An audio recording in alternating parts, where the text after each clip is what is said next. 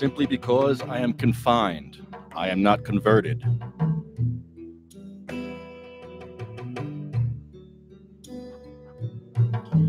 A liberation movement must have the following 3 requirements.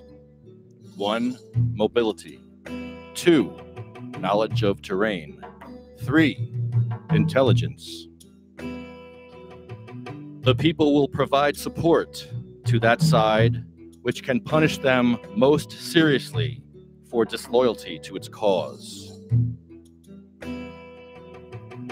The innocent suffer from terrorist acts. There is no room for political and diplomatic considerations, but only for the recognition that terrorism is a necessary evil that threatens not only its real targets, but everyone else as well.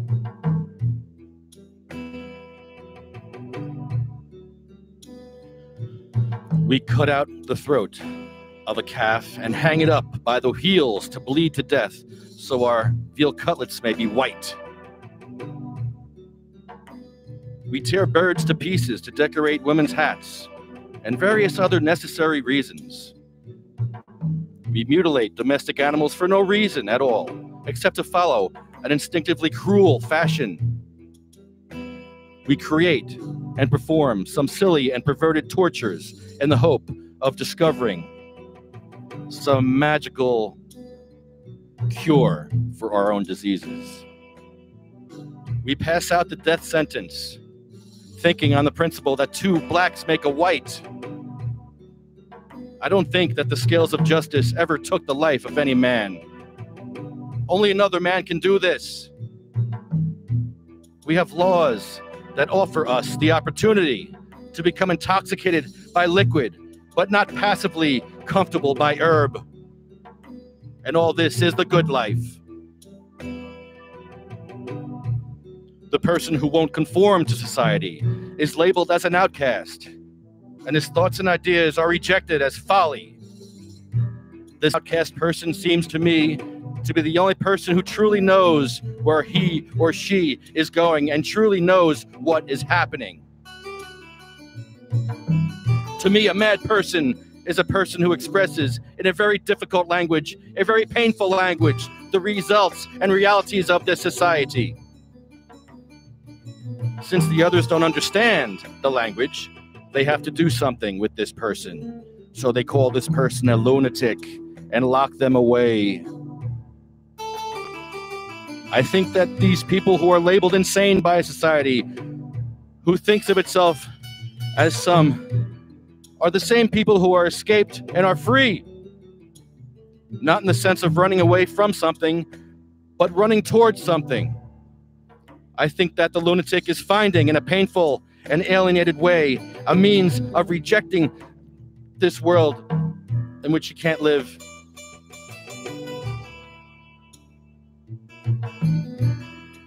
To find a shark with crystal rain and create a rainbow within me, with the pot of gold at the end of my brain and eternity to be free, to feel the earth's good vibes and ride the edge of dawn, once again to be nature's child, as pure as a newborn fawn. This was written by a man 50 years ago in a Vietnam prison camp. He was put in a prison camp not by Vietnamese, but by his own people for using cannabis. Americans made my father a POW in Vietnam. Hurtful! Hurtful!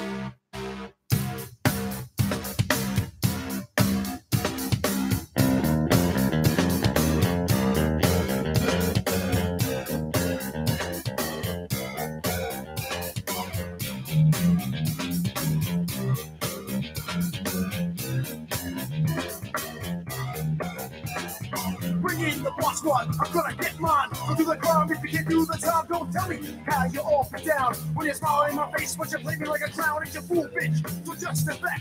I'm mad that when I come down straight, I thought you were my piece, but you play me out. Now I'm mad as hell, and I'm full of doubt. Who you wanna roll with? Who you wanna roll with? Let's see. Let's roll. Who you wanna roll with? Who you wanna roll with? Let's see. Let's go!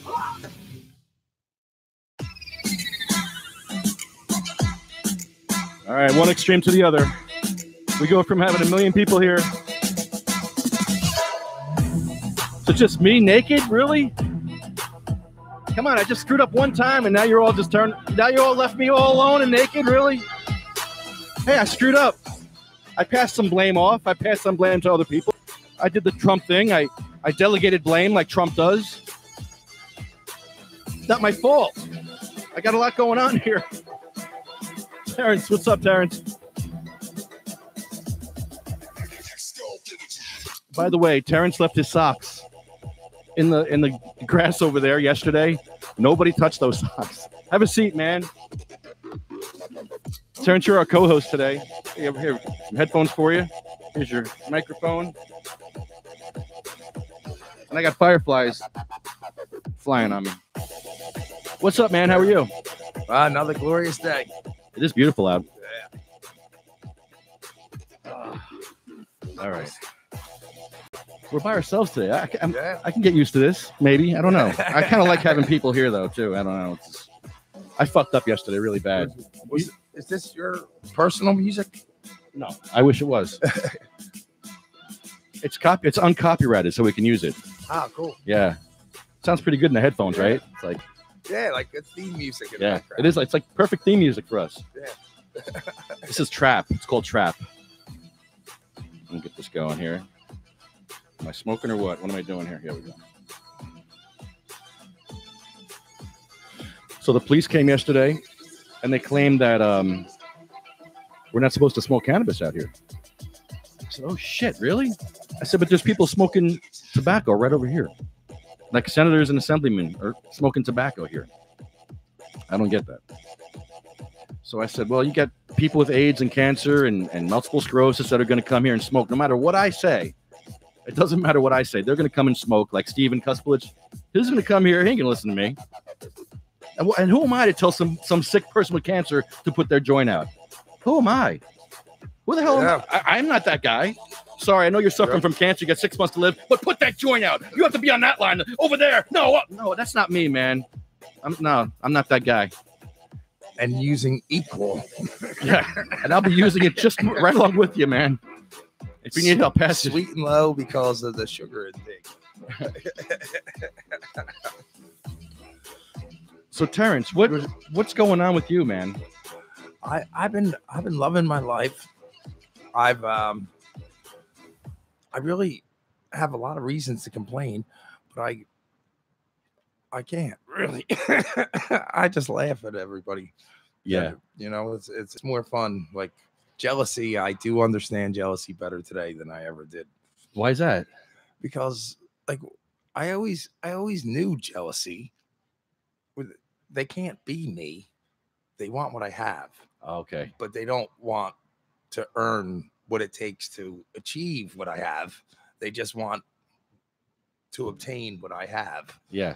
It's I get that. I got brothers who feel the same way, you know, like my brother John, he's got property and money and everything. He's like, I would toss it all in to be you. You know, I get real hugs and kisses. He has to buy it. Yeah, you get real love from people. Yeah, you do. Yeah. You're a personable guy. What's a day like for you in Trenton? Like, what happens to you in the morning? What's going on? What's a day like for you? I start out when the sun comes up, and there's a usual crowd of people that I see and I say good morning to and hi to, but I make my way to all points of the city, and I've been still working all my companies and my businesses trying to, you know, I'd like to turn all the drug dealers into used car salesmen and then CEOs. They need 3 years experience to be a landscaper now. It's like you look at the newspaper, they want 3 years experience landscaper. It's Doing what? like picking up weeds and landscaping. That's the hard. They're looking for years of experience, and these kids have no experience, and they have no choice but to peddle drugs around the city because they have no other opportunity to make money to go out on the weekend and have a good time. And coming from, I'm considered the richest in Trenton, not the wealthiest. Just I could go with the richest only because if you got more than $10, you're considered rich amongst a lot of these guys. I mean, $10. Yeah, it's sad. And you got $1,000 in your pocket, you're like a millionaire to these guys. And I'd give them all $5 or $10 not to shoot each other over $10. You know, and I tell them that straight out. Like I'm not proud that I've consumed a lot of money and drugs, and I got a lot of hugs and kisses out of that. I didn't get any sex out of it, but I blew through a lot of money, and my family's got problems about situations, about all the money that I've gone through. But no matter where my nonprofit organization goes, whether it's an act of God, a national disaster, or this is my hometown, this is my city. I was born here. My brothers were born up in Elizabeth, so they have to like migrate to Elizabeth, Newark, wherever is their birthplace. You know, I was born here in the city. I'm a proud Trentonian. You know, there's a lot of people that are not proud to be Trentonians, and there's a lot of reason. Yeah. But now that Trenton's coming back, It is, and it's coming back in a big way thanks to our Latino people of South America who came here. You know, the Italians left, and a big portion of class jumped out of the city with the Italiano. All right, I'm Irish, and you know we can party, but when it comes to like a classy wedding, church, you got the Italians. Yeah, they got a soup named after him. Italian wedding soup. I mean, come on. Yes, the Italians could polish up an area, you know, and make it glitter like a Christmas tree, you know, and you have to hand it to the Italian people that held on to the burg as long as they did. I mean, they really did as long as they did, and you know, when Conti's and Papas and Di Lorenzo's and everybody pulls out, it was a sad time for me because I was real hard on those Italian guys, man. You know, I'm an Irish nutcase over here, you know, and it's like it's time to let it go. It's like, but you know, Papa's was the oldest pizza place in the United States, and it moved to Robbinsville. Okay, it moved, the recipe moved, but the actual Papa's pizza place should have stayed open. just to be. It was all right. The whole neighborhood changed, and nobody wants to go there. And then the Italian people don't even eat there, and Guatemalans don't want to eat Italian food. And okay, you got a couple crazy white guys that still like to walk the neighborhood and go in there and eat meatball sandwiches. Man. Mexicans make the best Italian food. I'm just saying. They do. Yeah. But they're not going to eat Italian food. No. Put some cilantro in there, maybe. That happened. It's just not. The culture is the culture. Like I could eat out of a bodega every day of my life. Like I don't care what it is, man. From the chicken to the pork chops to the pieces of pork or whatever it is that they cooked up into that sauce. Oh my God, it's like everything. All these restaurants now are so cheap, and you walk around. It's like you ask me what I do in the city of Trenton. It's like being down the shore for me. I walk around and I smell all these like bodegas and restaurants, and I just want to walk in and get something from every one of them. Yeah. And I love walking around the city of Trenton, just having fun. It's cool that you're here on Thursdays and Friday. Well, today it's Friday. Don't rub it in. Yeah. But what's some of the craziest shit that you've seen in Trenton? You must have seen some nuts. I was at Art Up All Night. Oh wow. And I went to sleep when the firing went off. And then I woke up to yellow tape all over the place. What did you see? It was what I saw was like the most beautiful women in the tri-state area came to Art Up All Night.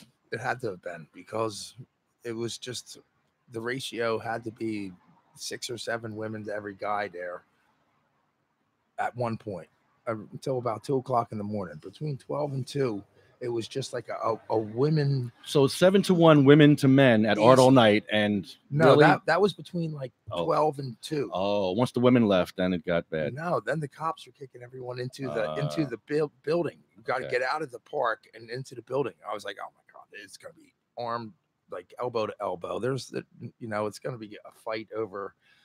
Somebody over like girl. Somebody likes her more than. There's 7-1. Yeah, just go get 6 more over there. It was like groups of girls walking around together. It was like all like the high school pretty girls. It was a good vibe for a long time. It was like, but probably between like 10 and 2. It was great. It was great. And there was a stabbing around 7, and for whatever reason the guy got stabbed. It was a good one, or for whatever reason the guy stabbed him. He had a good reason to. Really? Well, yeah, it always is that way. Yeah, there's you don't pull out a knife and stick it into somebody unless there's something significant going on. It wasn't a random Trenton stabbing for no reason. But for whatever reason, the guy got stabbed. He didn't die. The guy got caught. Yes, of course, he's probably still in jail with no bail. And what's the outcome? Who knows? Who cares? But the cops were on him in about 2 seconds. He stabbed the dude. He couldn't even get around the corner without 10 cops snatching him right up. This was before the shooting. This was around 7:00 at night. And I watched it. I was like, what happened to that? Like, why are they all chasing this kid down? And the kid's like, I didn't do that. They take him away. But the truth is, he just stabbed somebody on the inside. And there wasn't no ambulance. So evidently somebody gave him a ride. Whoever got stabbed. The cops were driving people to the hospital, I saw. Well, I don't know if I want to drive with a police officer to the hospital. Can't be too comfortable in that back seat there. I've been in that back seat. Yeah, well, it's not so much comfort. I don't know, man. And then they got your DNA in the back seat. Your blood's all over. They take your DNA. Okay, next crime. Here we go. We got a perpetrator right here for you. I'd rather go with human services or the animal control, man. I'll take a ride with them. Shit, I just gave them an idea. That's not good. Yeah. But the truth is, the city of Trenton, the cops are cool, and they have a job to do, and they're ordered to do what they do. They're like, people think they're like police officers are spontaneous. In Hamilton, they can be spontaneous and they can be jerk offs like spontaneously, but they're also pretty funny cops out there in Hamilton and Lawrence. Like all the cops have a sense of humor, man. It's just people are ordered to do what they have no choice but to do, and some people give out tickets because they just like to be ball busters. But the truth of the fact is, in the city of Trenton. Nobody's really getting tickets, and Except the weed man. yeah, He's the only one. yeah. Well, they're the fines that are imposed are based upon the laws that you break, and I don't. I've paid a lot of money. I know I've paid. I could have bought homes on Boardwalk, for the amount of money I paid in fines. Boardwalk in Park Place. Yeah, and to the county and state, and but I've paid my price. We've all paid our price. We made it through the rain. Yeah. And I don't have any warrants at the moment, and I do have a court date that I do have to take care of, but I know I'm going to have to pay an attorney to do these things for me. Oh, why would you do? It's just I just want my license back. Oh, the license. Yeah. In order to do this, I have to pay an attorney, no doubt, because I do have like legal services working their only means, like they have limits to what they can do, and they're attorneys, but they can't get involved with criminal situations where there's different, like they're supposed to be getting my license back. Judges don't want me in their courtroom. Well, they don't want you in their courtroom either, because you dominate. They're sick of me. I got a camera on at all times.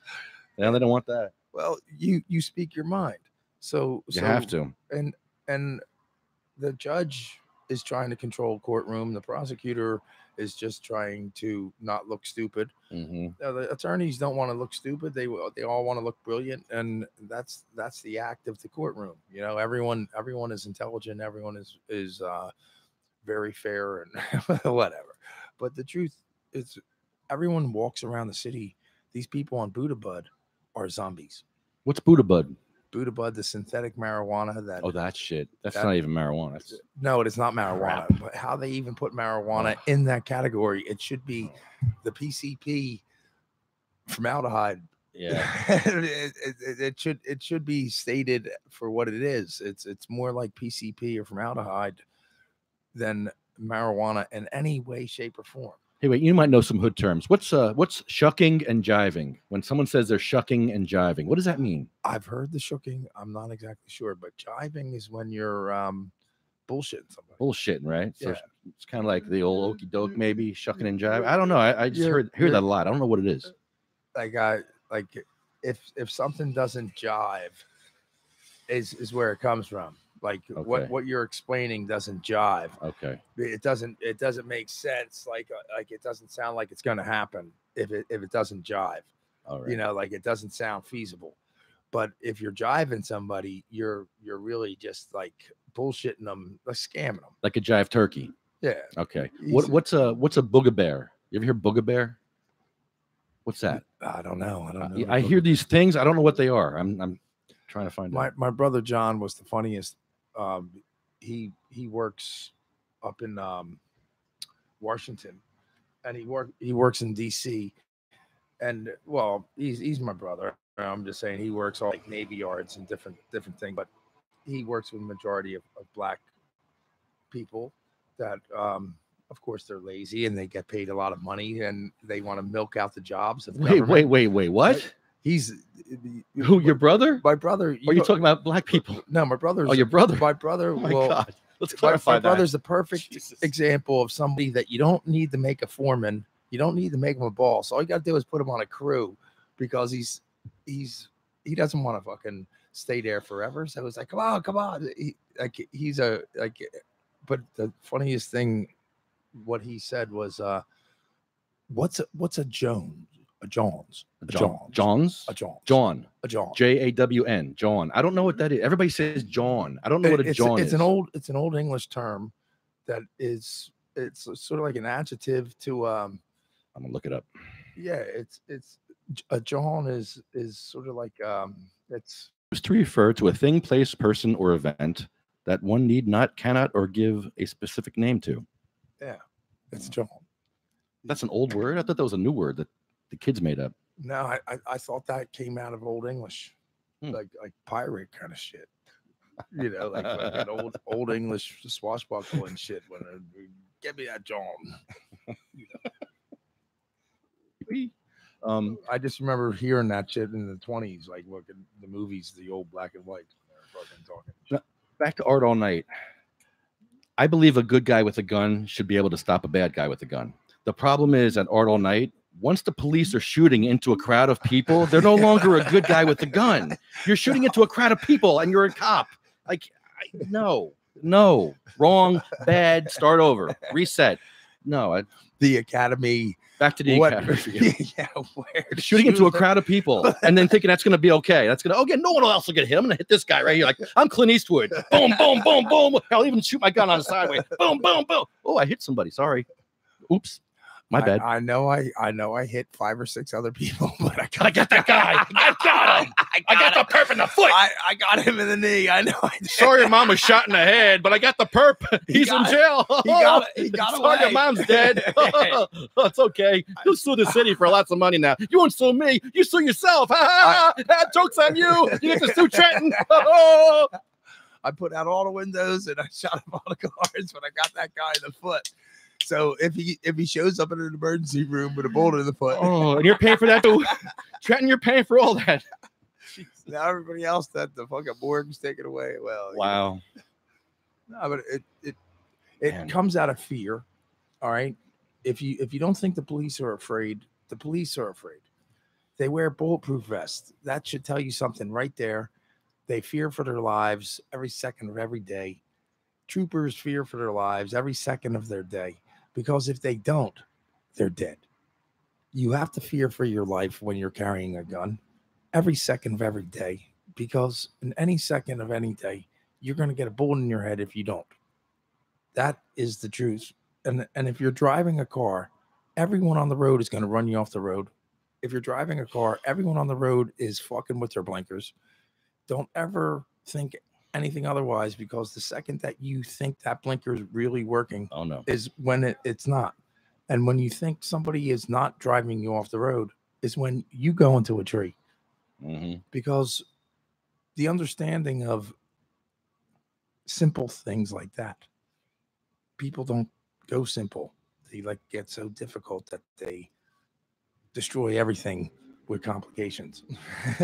I see people driving on the road, zipping in and out, left and right, just cutting people off, like making people drive sideways, hit their brakes. Like, what are you doing? Who taught you how to drive? But you know what? It's safer to be like that than it is to do 5 miles an hour down the road. Yeah. I get ahead of those people. When I see somebody like an idiot, I get ahead of them. I drive faster than them. Keep them behind me. Lead or follow. Yeah. Get behind me, Satan. Yeah. If the nutcase is in a rush going, you know what? I'll throw my hazards on and follow him. He's in a rush. It's a convoy of people in a rush here. Yeah, it's true, man. The cop is trying to get through. Well, I'm gonna help him. I'm gonna follow him. Follow the cop. Follow the ambulance. Tailgate that ambulance.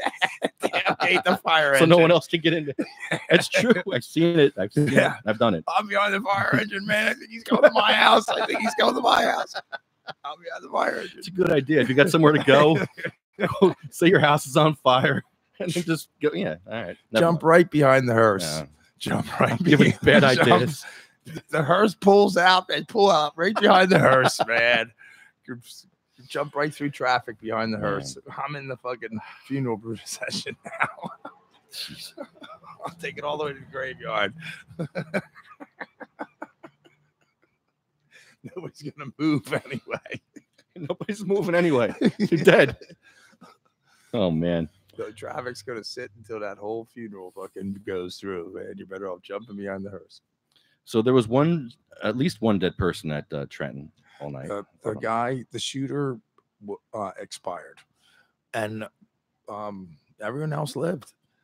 Okay, but I have to say, a friend of mine was there who was a buddy of mine from the city. I know him. Other people might not like him, but I like the guy. And he's telling me he was with a friend, and the shooting went on, and he jumped on the ground, and he got trampled on.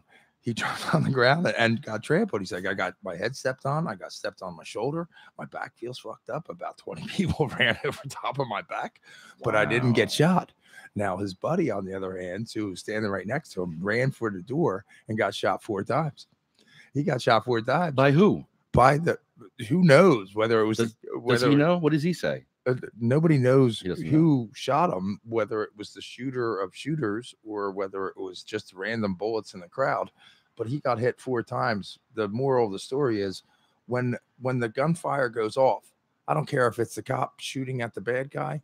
I don't care who's shooting at anyone. You have to face the fire, see who's shooting, then get down. You need situational awareness. Yeah, is what you need. Like no matter what, if somebody's throwing fireworks, keep your eye on the hand that has the fireworks and find out where it's getting thrown, or if that bottle rocket's going to shoot. Keep an eye on the bottle rocket, and if it's in your direction, it's time to move out of the before. It's a simple awareness tactic of survival. Yeah. You know? Look for the flash. I mean, this is a sniper. You look for the flash. You wait. You look for the flash, and then you go after the guy. I was talking to my buddy who was like complaining about. He's like, my shoulder hurts, my neck hurts, my head got stepped on a few times, my back was trampled on by 100 people, ran over top of me. But he's like, I didn't get shot. Now that's the truth of the fact. Like, if you're driving in a car, do you go off a cliff or do you hit a tree? I run into a tree and live.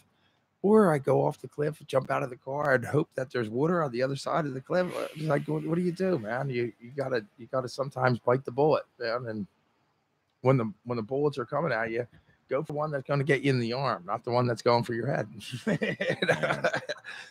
Take the arm shot and then get behind the tree. So was Ardell Night the most shocking thing you've seen in Trenton ever? Not even close. Not even on an off night. Really? What was? I see some of the most freakiest, weirdest things on any given day, and I see some of the most hysterical. As far as I should write some of these things down that these chicks say. You know, the things that come out of Trentonian people's mouths got to be the funniest shit that could fall into any movie at like any given time. Like it's just this raw talent that jumps out of the mouths of. There's a guy laying in the gutter who hasn't changed his clothes in a month, and he's been drinking cheap booze and he hasn't showered, but he's going to jump up and say, "Man, you stink. You got to take a shower." Who do you say that to? He'll say that to like, anybody. Anybody. Yeah, like I'm sweating my ass off skateboarding through the city and fucking, and I'm working out and everything. Of course I fucking stink, man. That's why I wash, you know. But it's like they're still gonna tell you. Now in New York or in Philly or anywhere else, they're not gonna tell you. They're just gonna like look at you and say, "Wow, that dude stinks," or like, "Well, that dude's got some body odor." Not in Trenton. I don't care who it is. If the street walking bum's gonna stop you, whoa, man, you really gotta do something about that. Terrence, you left some socks here yesterday. Yes. They're still here. They're still here. They're coming with me, man. I am going to wash that fuck. If you leave them there for like 2 weeks, they'll wash themselves with the bugs and the rain and the sun. Nah, the groundskeepers will take them home. They didn't take them yesterday. They're afraid. I'm going to do a Terrence sock challenge today. If you go pick up his socks and bring them over here, I'll give you a joint. Not you. You don't count. With your bare hands, too. There you go. They're clean from the morning dew.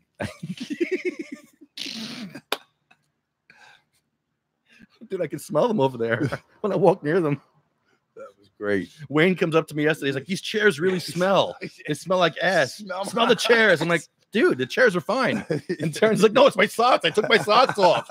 I'm like, "Oh, wow." He smelled the socks thing. He's like, "It's on my hands. I touched the chairs. Now my hands smell." Like, no. You're smelling the socks I just threw on the ground over there. Oh, man. Yeah. That was great. You know what Opie and Anthony used to do? They used to take a homeless guy and they had him take his underwear off.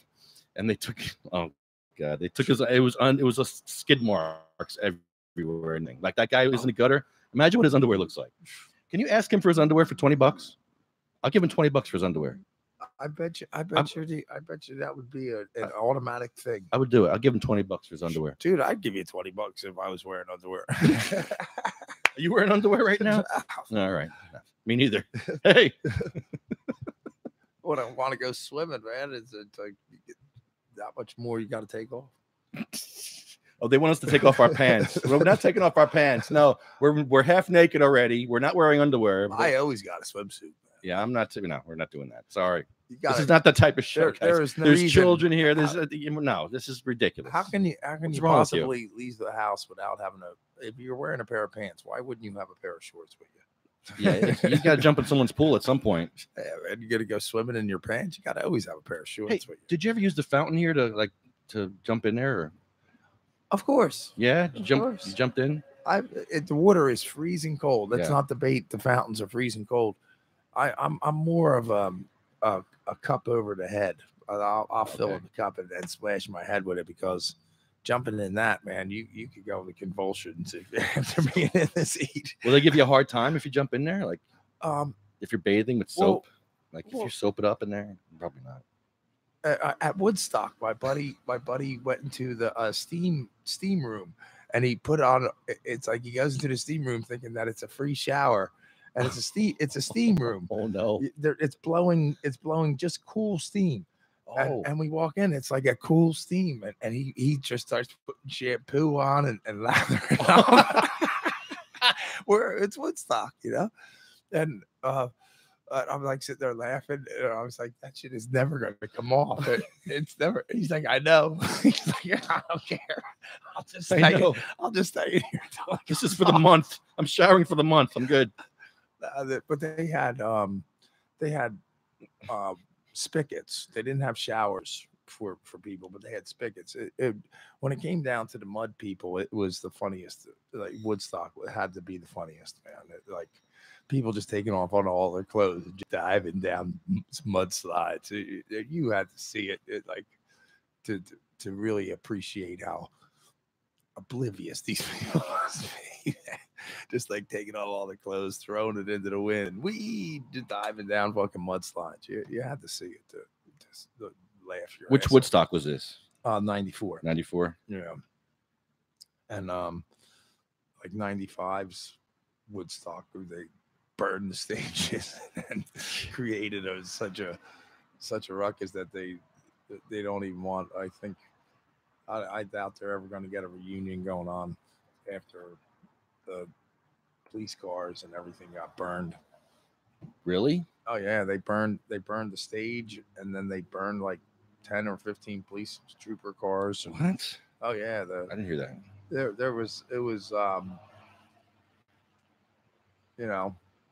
It's what happens when you bring the heavy metal into a Woodstock. Heavy metal does not need a Monsters of Rock. Like even the Ozfest could go south quick if people had a nutcase that was trying to create a riot. Like you could turn the Ozfest into the whole city of Camden fucking goes up in flames. You could. Well, Tracy was there.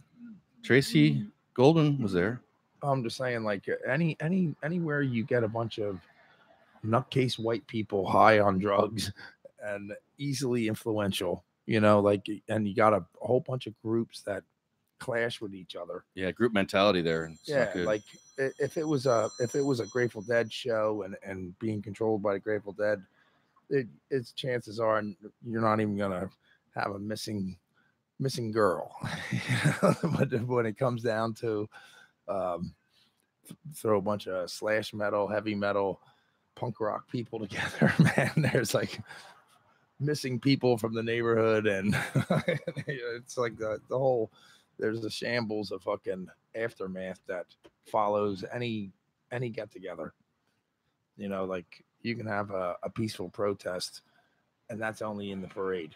On the outside, on the outskirts, that Eagles parade, from what I was told, I didn't go to the Eagles parade, but they expected mayhem all over Philadelphia, and there were some things screwed up, but it wasn't Philadelphia burning like they thought. But the Eagles, when the Eagles had their parade, I would have liked to have went.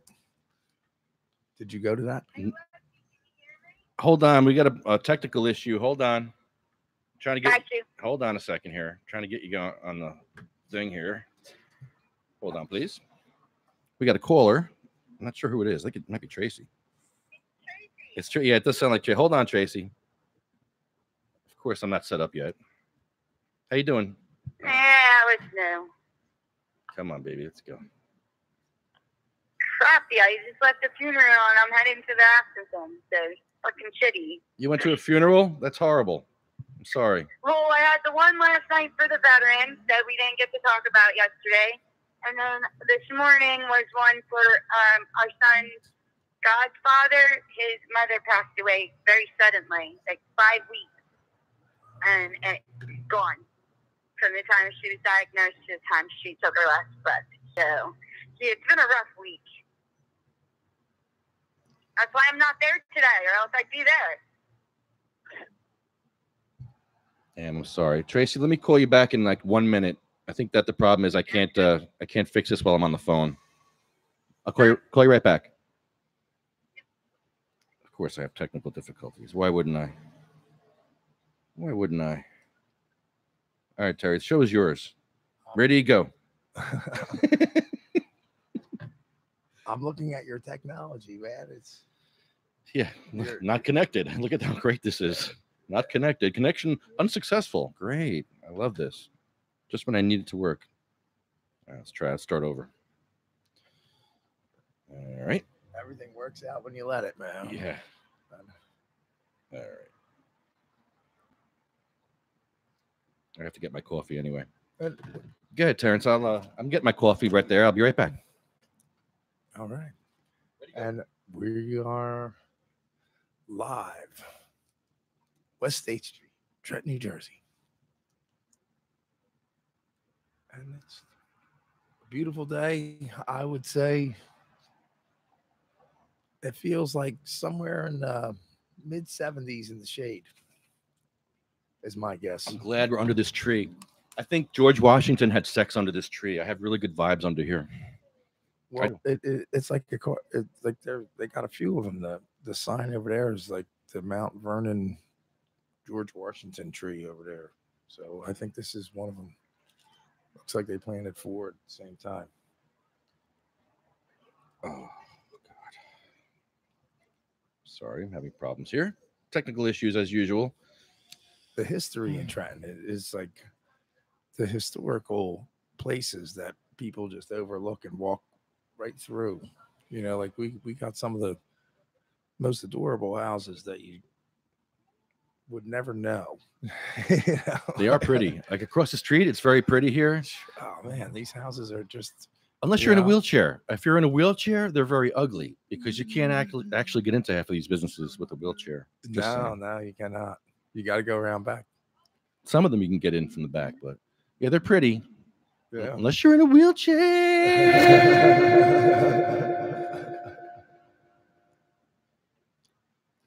But it's the whole city of Trenton was really beautiful at one time. When I was growing up, when I was a teenager, I worked pushing a dust mop in a nursing home.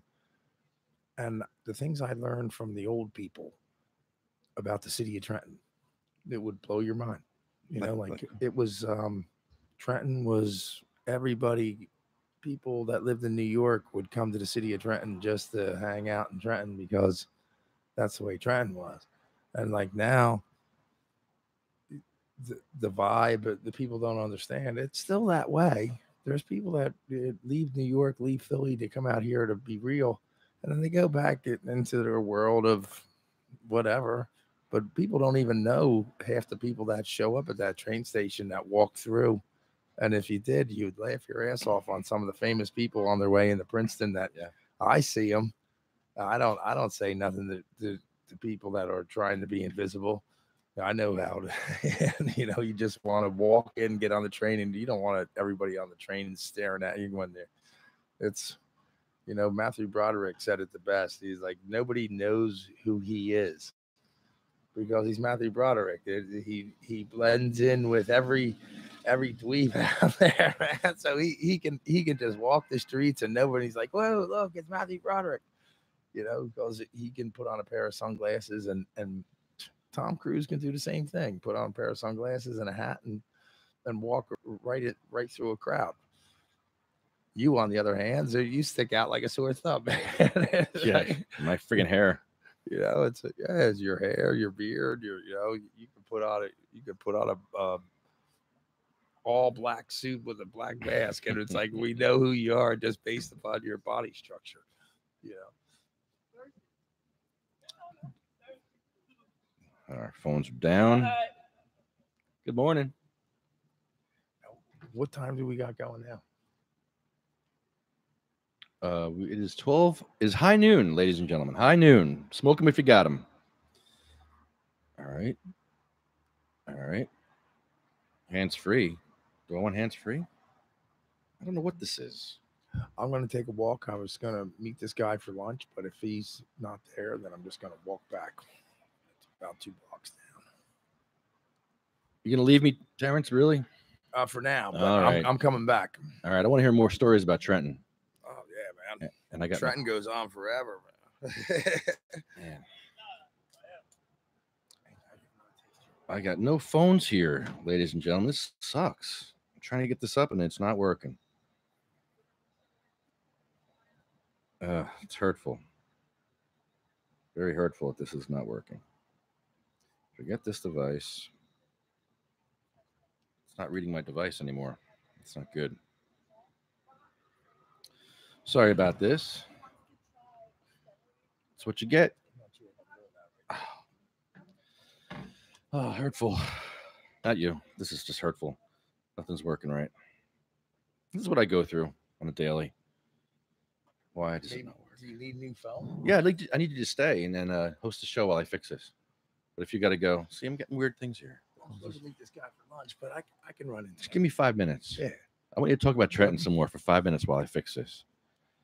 Well, the city of Trenton has always had its moments, but we had the first movies. We had, Thomas Edison had the first motion pictures. But everything happened here. Before Hollywood, it was Trenton, New Jersey. It was like all the movies were done here. We had our Broadway. We had everything. We had theaters all over the place. There was stage. The Colonial Lanes had the Three Stooges. The vaudeville. There were like wait, Three Stooges were here. Yeah, they actually came here. The Three Stooges would go to Hamilton Township Colonial Bowling Lanes stage to do vaudeville. What? Yeah, that Colonial Bowling Lanes in Hamilton. It's still here? It's still here. The stage is still there. It's like got punk rockers up there now, but it was like years ago. John Wayne's favorite place to go was Colonial Bowling Lanes in Trenton, New Jersey. I know that. That's I got to go over there. That's cool. Yeah, there was like the Three Stooges were always going to the Colonial Bowling Lanes. That's some history right there. See, Trenton does have a lot of history. Yeah, that's history to me. That's cool. You got places like the Conduit. I remember when Bobby Krieger came from the Doors and had his Doors show at the Conduit, and we had a lot of famous people went to City Gardens that were once wases that still came back through, like Golden Earring, and we had Blue Oyster Cult and what was left of Steppenwolf before. And it was all kinds, and it was like there was a lot of bands going through that. It was like I used to laugh at. It was like this band and featuring the drummer from Rat. Nice. Playing Conti's bar. But it was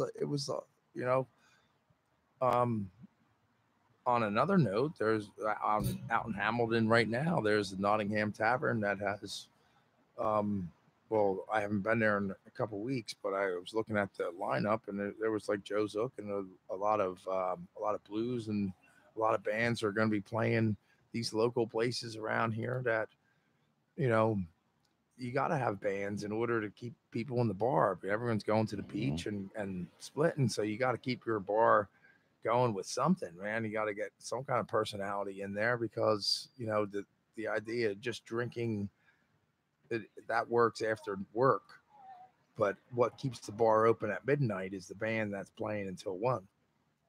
And I have to admit, the the generation of drinkers versus the people that actually go to bars. Bars are closing left and right everywhere because they can't afford to stay open. If they're not serving food and they're not, if all they are is a shot and a beer, they don't make it. They can't even pay for their liquor license anymore. Shot in a beer, shot in a beer, shot in a beer, puke. Not around here. Maybe like at the local bar that everyone lost their license and they're walking to it, that bar might be able to stay open. But these guys that work, that there ain't no after hour parties anymore. There ain't no kids like saying, all right, the bar is closing, man. Where are we going? Who's getting the beer? Where are we going after this? They're not even there at last call. You can go to any bar. Last call is like midnight. It's just the reality of the way the generations have, there ain't no drinkers out there that go to bars. There might be a club with, where the chicks go and like to dance and shit like that. But for the most part, all these bars are closing up. Cannabis clubs now. That's what we're going to see a lot. Yeah. Like if you have something where smoke friendly places, people have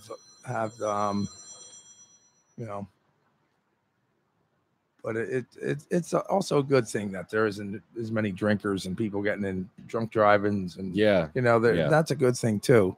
And I say a lot about as far as marijuana being a gateway drug. I always will believe it is. Once you begin your experiments with drugs and alcohol, if you like nicotine, you're on your way. They say nicotine is the worst as far as addictions go, and I can believe nicotine is probably the worst because it's the most obtainable. Well, cannabis was actually an exit drug for me, but hold on, you're on the air. Anybody there? Somebody just called in? I guess not. We lost you. Oh well, yeah, it was an exit drug for me. I got off opiates, and I was on roxycodone for 10 years. I was a zombie, and I got off all that dope and crap. Yeah, by using cannabis. Yeah. Well, it's for no other reason. Anything can, even coffee can ruin your life if that's an addiction that you have to have. Anything that is addictive. Jumping out of airplanes can, anything. Yeah. I don't care what it is. You got sexaholics, you got alcoholics, you got gambleraholics, but anything to the extreme that you lose control over your everyday. It's kind of hard to say marijuana destroys lives, but the commercial with the war on drugs was the best, with the two old hippies getting high in the room. And the commercial comes on. This is your brain on drugs. Oh, I love this commercial. And they're like sitting there. And then it's like, wow, never did nothing to me. Oh, man, we've been getting high our whole lives. Never did nothing to me. And these dudes are like in their 50s, like sitting there watching cartoons and shit, getting high. And then all of a sudden it's like, whoa, did you hear that? What's that? Open up the window. My mom's home. It was like, that was like you don't see that commercial because it hits home with so many fucking people that have never left their house or done anything. They just sit around and just get high all day, every day. And they're just waiting for their parents to die. And then they'll have the responsibility of having to actually per and milk cost, like the simple things. Like if you want to know, if somebody is on their own, ask them how much toothpaste costs. Ask them how much a gallon of milk costs. They'll tell you. If they say ask my mom or ask my girl, then that they're just they don't take care of themselves. Hold on, Tracy. I can't. Hi, Rose. How are you? Trying to get my technical problems fixed here. Can you hear me, Tracy? I can't hear it. Well, I'm going to go run into this guy for lunch, and if he's not there, I'm going to bounce back. All right, Terrence. I'll see you, bro. Cool. We have our second co-host is here. Hi, Rose. Please finally sit down with me because I need you. I need your help because I'm in technical difficulty hell right now. My phones are not working. Rose, please come over here. Thank you for throwing that amazing I&E party for us. Rose threw a party for the INE tour, for the Ignorance is No Excuse tour, at her beautiful house. It was like a fairy tale house, stone, trees like this, trees as big as this, all over, huge canopy of beautifulness. And it was the best party ever. Tracy, I don't know what to say. I could do it like this. This is a nightmare for me. You're not going to be able to hear us. All right, Tracy, go ahead. Hi, Tracy. Huh? Hi, Tracy. I'm sorry. I can hear you, but barely. Go ahead. I'm sorry.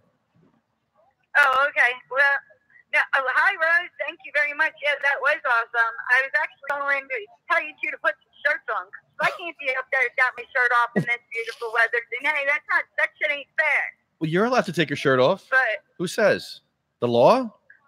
I thought I'm not up there. If I was up there, I would. Well, I think actually New Jersey is one of those, like, I think you can in certain areas, but it depends. Because I know in certain states, it's just like men. Women can have their shirts off just like men, and there's not a damn thing anybody can say. But I think New Jersey is one of these weird ones that it's like certain areas. Like, shit, you know that I have the balls enough to do it, so I absolutely would do it. Just for the point of doing it. Because we should have the same rights that men do. What's the difference? Nipples and nipples. That's right. I mean, honestly, some of you guys' boobs are bigger than mine anyway.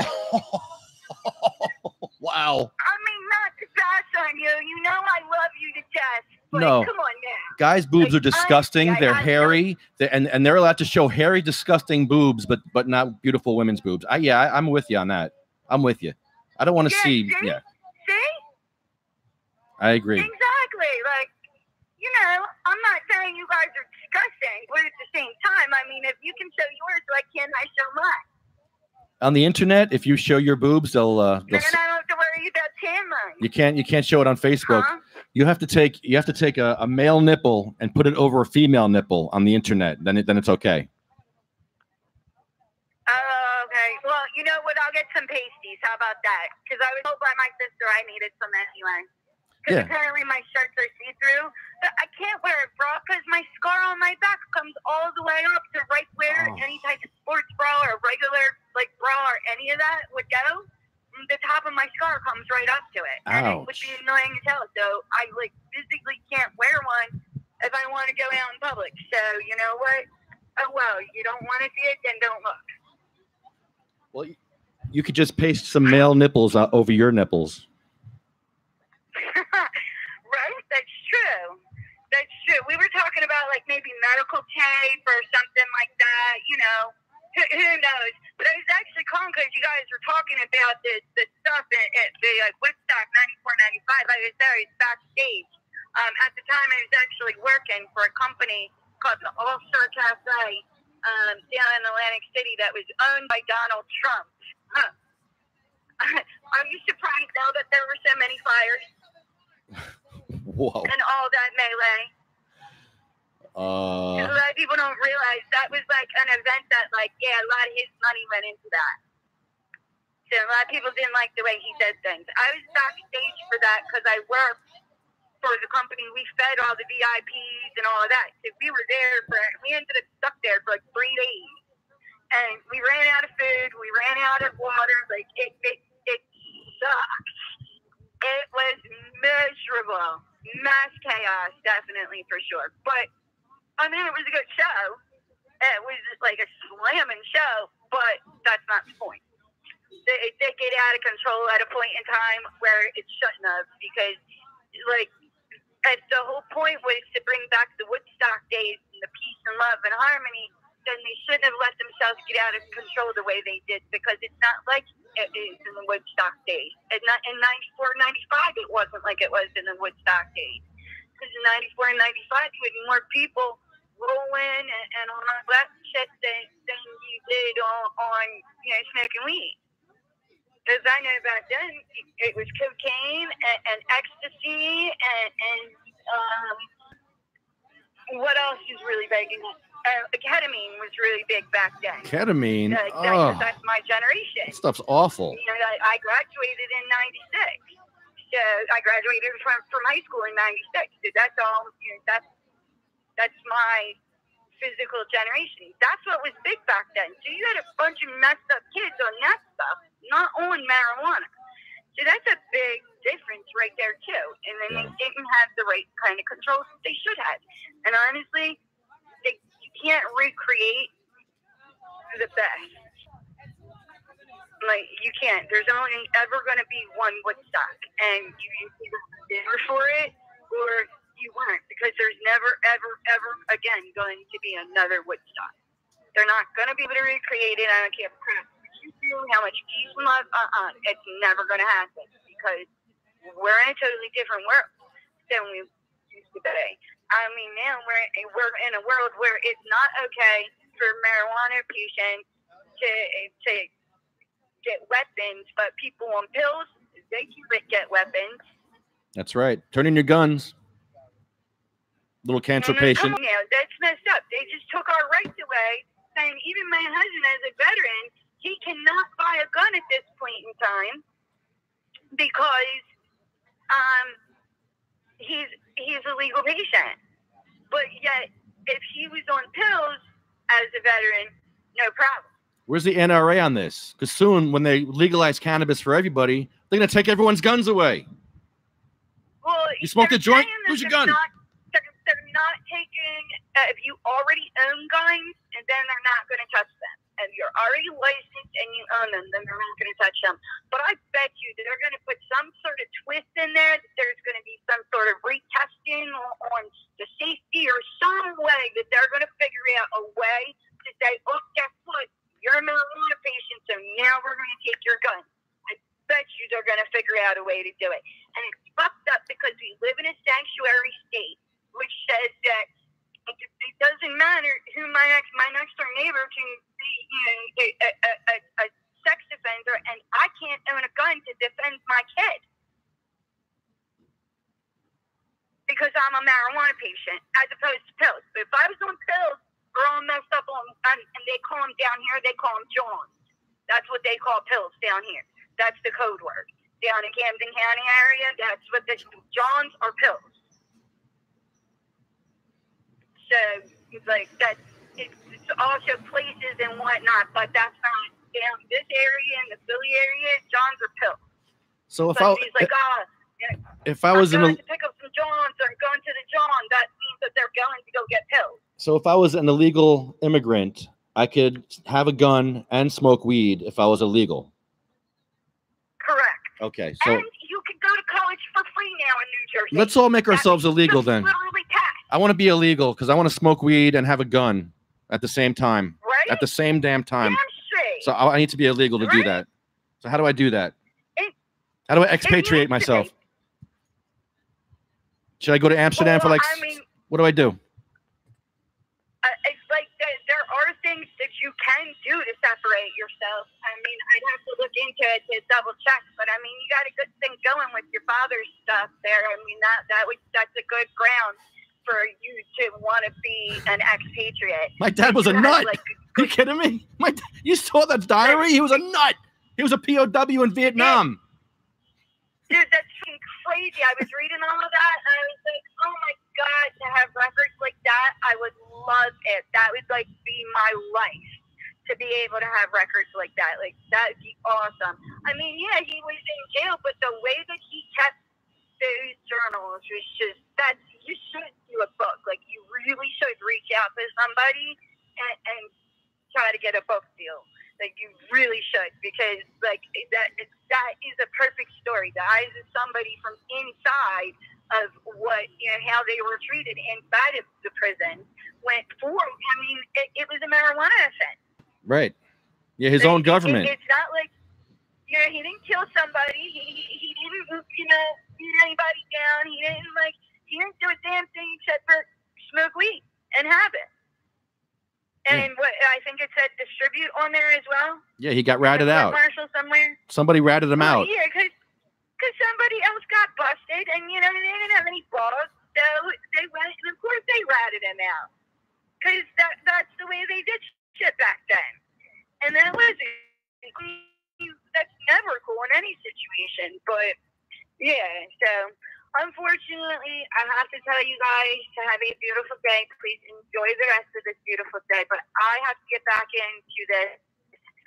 We just got to where they're having the after thing for Joyce's service. It was 5 weeks ago she found out that she had cancer. And unfortunately, it was so far along, there was nothing she could do. There were 3 different types of cancer, and it took her down that quickly. And I mean, it's heartbreaking. This woman, and literally, she reached out to me not too long ago, and I don't know why I didn't say, hey, is something going on? Because we've always been in contact, but she said to me to thank you guys for everything that you're doing, and for you to keep speaking up and to never stop using my voice, and ask you guys to keep fighting for those that need it. Because she was watching the podcast. She started watching, I guess, the podcast from seeing it on my live stream. There's the couple times I did it. And then after that, she started watching that. And then she messaged me on one of my live streams from him. And apparently that was right after she found out. And I wasn't really thinking anything of it until we found out that this happened. And it's just heartbreaking. It really is. I mean, she has 4 children, 2 grandchildren, her husband of 42 years. She was in the medical industry. She was just an amazing, amazing woman. And she was always so supportive of me. I never normally show my braces. You guys can probably see that by now with me. But she was always telling me to show my braces because they were not a symbol of weakness. They were a symbol of strength and of everything that I've gone through to this point. And everything that I'll continue to keep conquering in my life. And I don't think I ever really realized what that meant to me until now that she's not here. And today I'm in an outfit where I am showing off my braces proudly just to honor her, because I know it would make her smile to see them. And then last night, as you guys know, I was at a veteran's service who, unfortunately, he had his demons, and he succumbed to them last week, leaving behind a beautiful little girl, 8-year-old little girl, JD. She's amazing. She's actually friends with our son, and they've known each other since they were about 3. He's got a little crush on her. So, and her family, it's just heartbreaking, because I've known in this area, we're very tight knit. Everybody kind of knows everybody else, and I mean, there had to be at least 1,500 people there last night. There had to be. He was a Marine, so the BSW came and they did a service prior to, and then they're going to be doing a private family service where at that they're going to be doing the full Marine ceremony and everything, which I think is amazing for his daughter. But it sucks that, I mean, this is something that he wanted, and it wasn't an option, because it's not an option through the VA. And, if you want to be able to work, it's not an option, and that shit's got to change. It's got to reschedule. I can't go. I can't handle any more funerals of people with cancer, or people who committed suicide, or people with pills. Just knowing that there's a better option out there. I mean, I'm living proof that there is help if we can get it to the people, and we have to. We can't stop until it changes for everybody, because everybody needs it. And I think we would be in a totally different world. I mean, we have mass shootings every other day now, and they're finding out all these people in these mass shootings, not one of them that have been tested, because they all get drug tested. Not one of them, dead or alive, have ever had to this point have had THC in their system or CBD of any kind.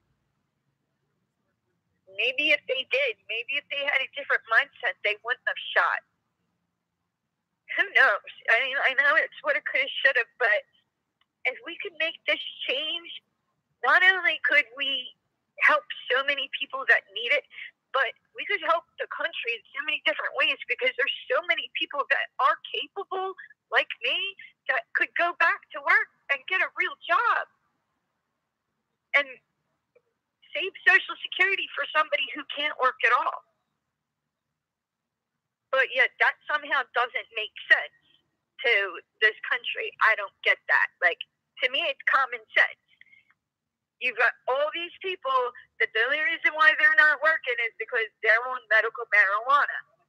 That because mentally they're there, but physically they're not. They're medical marijuana patients. That's the only thing stopping them from working. That's the only thing keeping them on Social Security or keeping them on unemployment. You reschedule it as a regular medication. Now you just got all of these people, you just gave them incentive to go back to work. Because now you can get the real job, the job that's going to pay you what you're worth. Because I'm sorry, honestly, I make too much money on Social Security to bother going back to work. Unless they reschedule it so I can go back to work with what I'm educated in. Because right now, the best job that I could get that doesn't test for marijuana is like $10 or $12 an hour. And I'm sorry, that doesn't add up to what I get in Social Security a month. I used to be in real estate back in the day when it was big.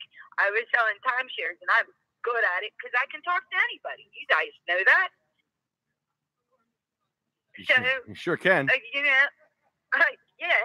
So I was making mad money, and I was paying my taxes and doing what I was supposed to be doing. So, when I went on Social Security, my benefits higher than most people that had worked for 50 years. So unless they reschedule it so I can get a job that pays me $25 to $28 an hour, it's not worth it for me. No, I could see that. That's the reality of it. I miss my job. I can't afford to live how I'm living now. I'm getting killed. I have I have to supplement my income for disability. It sucks, dude. But at the same time, you live a better life on disability than having a piece of shit job. Yeah, more productive. I'm helping people now. So I'd rather do this. I'll spend money helping people because you know what? You're only here on this earth for 80 years. How long you want to spend being hurtful or helpful? Well, I want to help people. Absolutely. Thank you very much. And that's what I'm doing. Like, I mean, we're going down. I hope Cindy is going to be going with me. I'm definitely going down to the NRA thing. It's actually in Tabernacle. It's not in Ocean City. I've got all the information for it.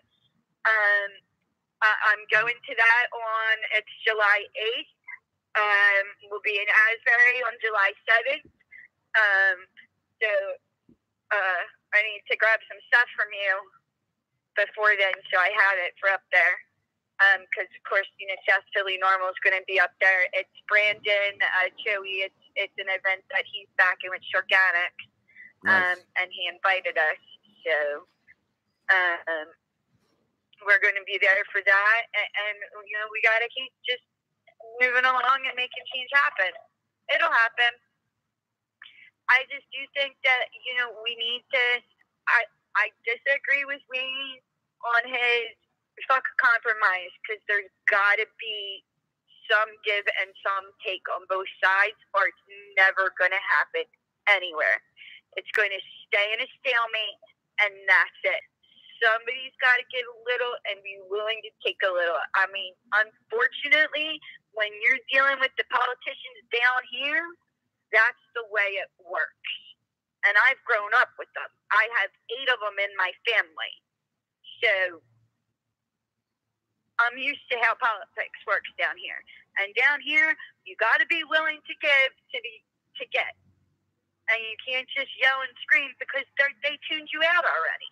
That's what I was trying to tell Wayne yesterday, is just yelling and screaming, they don't care. They've already stopped listening to you. You have to be willing to have some place where you're saying, okay, we can see this will work. And then go from there to finally continue the fight. Like, I'm not saying to give up everything we want. Absolutely not. Because it's necessary, and what we want is reasonable.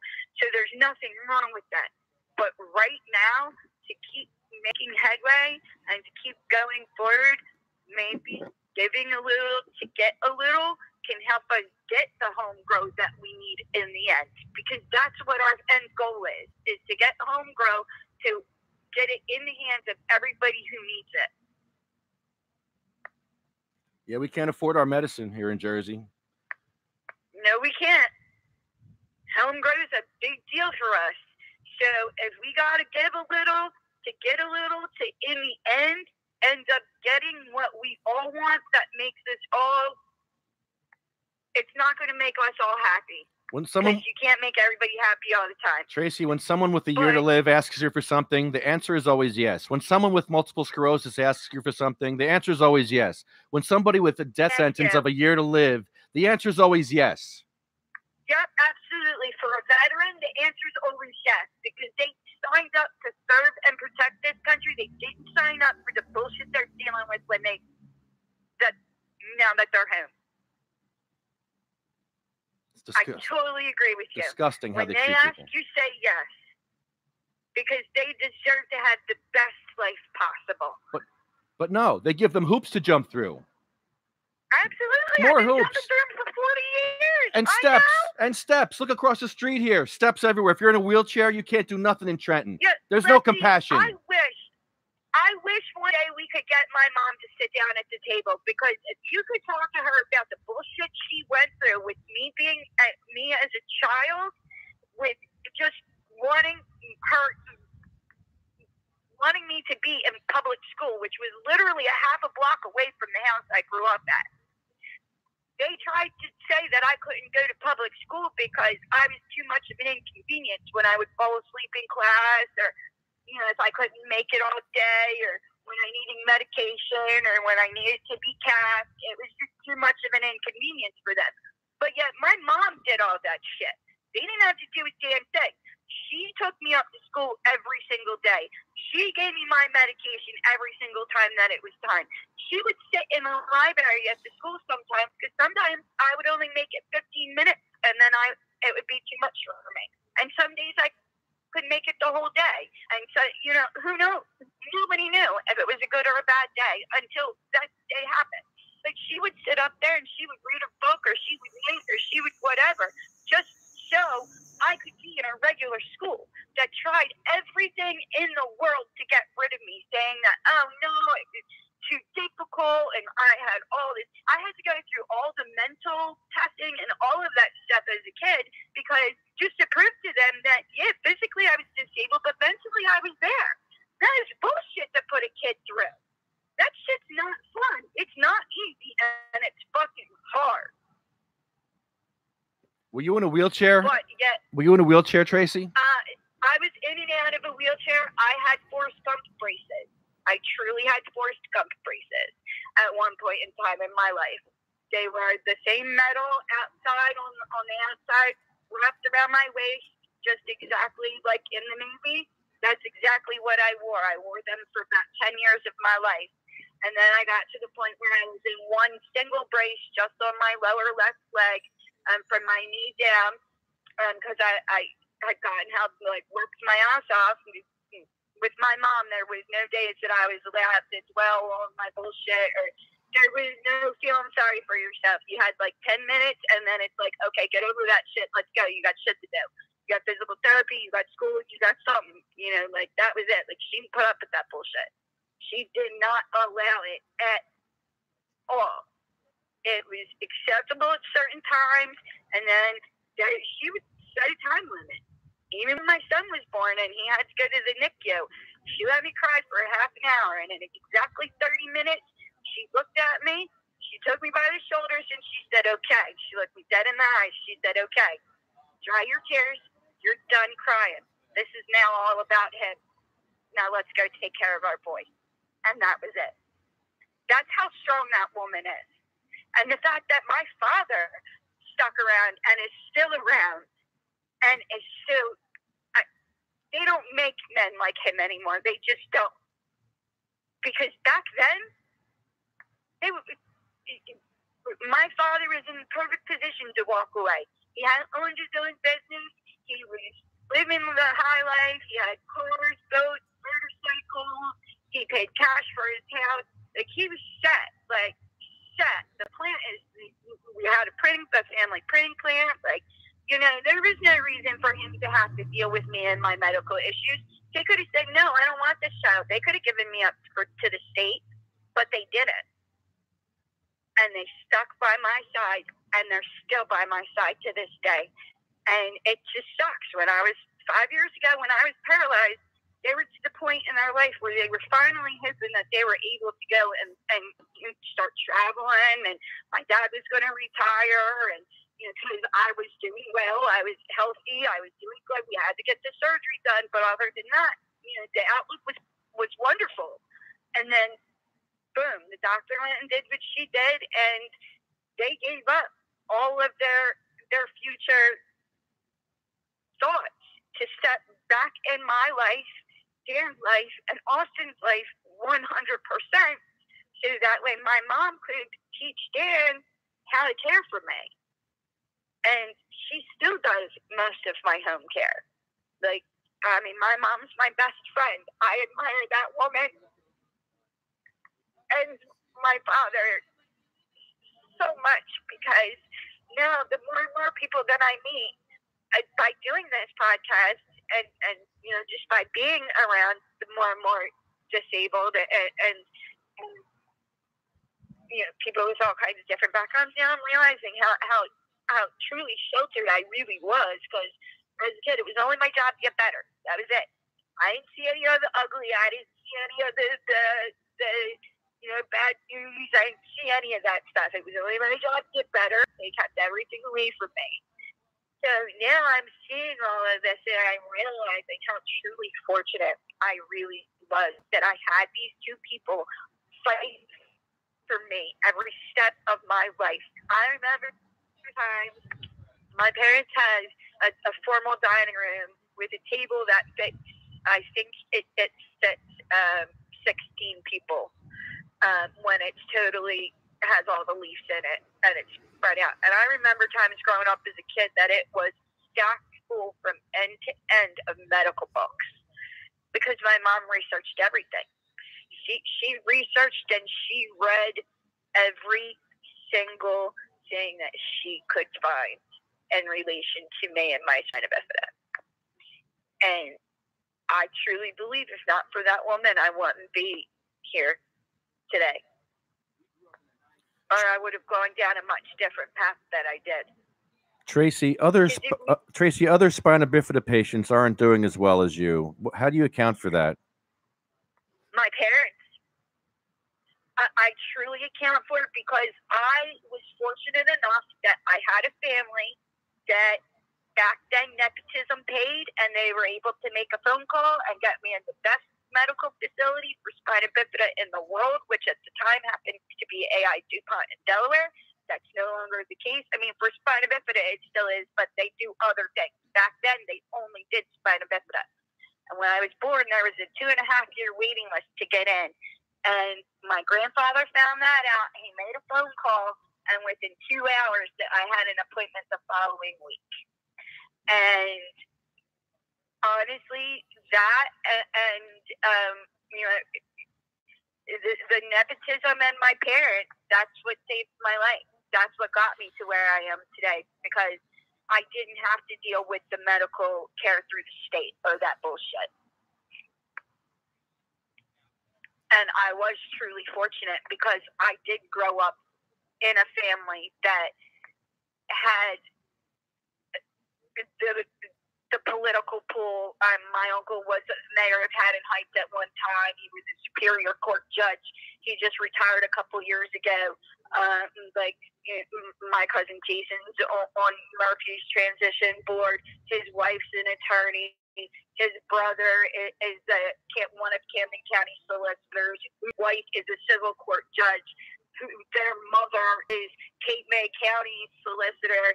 So, I mean, that's the family I grew up in. I grew up around all lawyers, politicians. You know, I have another aunt who works for the Trump administration, which honestly, I had an amazing conversation with her on Sunday about medical marijuana and why it should be rescheduled. And I didn't think that she was ever going to see my point of view, but she did. And I was very proud of myself because I love her to death. She's a phenomenal woman, and man, this woman knows her shit when it comes to the law because she's also a law professor. And she could do anything. She was a federal prosecutor at one point in time. She is amazing, but she's hard-headed. And she's very, this is my point of view, and if you don't like it, then F you. Tracy, how long? She heard me. Tracy, how long have you used cannabis for your spina bifida? I was 16 years old, and now I'm 39. I'll be 40 in September. So I started at 16. And that was just really because my friends had it, and a doctor had said to me, hey, we have this new thing, it's called biomedics that we're trying out with some patients, meditation, mind over matter, more of the holistic stuff. And at the time, they put me on a medication. It wasn't marijuana, but it contained high THC level. And, so it's been since I was 16. And then I stopped smoking for a while because I totally, stopped everything because I went, down a dark path and I lost my way for a little bit and found cocaine, and that was not cool. And that was, a whole different life. And then when actually marijuana got me off of cocaine, too. So, and I never wanted to go back to it, and I've had plenty of opportunity to. I've been around it, and it's no desire, just none at all. And that's been 12 years, 13 years, something like that. Why would you want to use cocaine? The cannabis is so much better nowadays. It's not your Woodstock weed anymore, Well, back then I was an idiot. I was not, I was a dumb kid.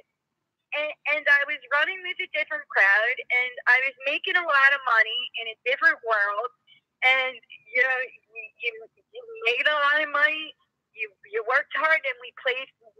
We partied harder, and that's just the way it was. And we'd leave right from work at 11:30 at night. Go and mind you, I worked in Atlantic City, so we'd go right from work right to the bars all night, and then we'd go right back into work drunk. So you had to do something to level yourself out, and the best thing to do was take a bump. That was it. You were good to go. And man, were you on top of your sales for that day. You were quick, you were in and out and back at the bar.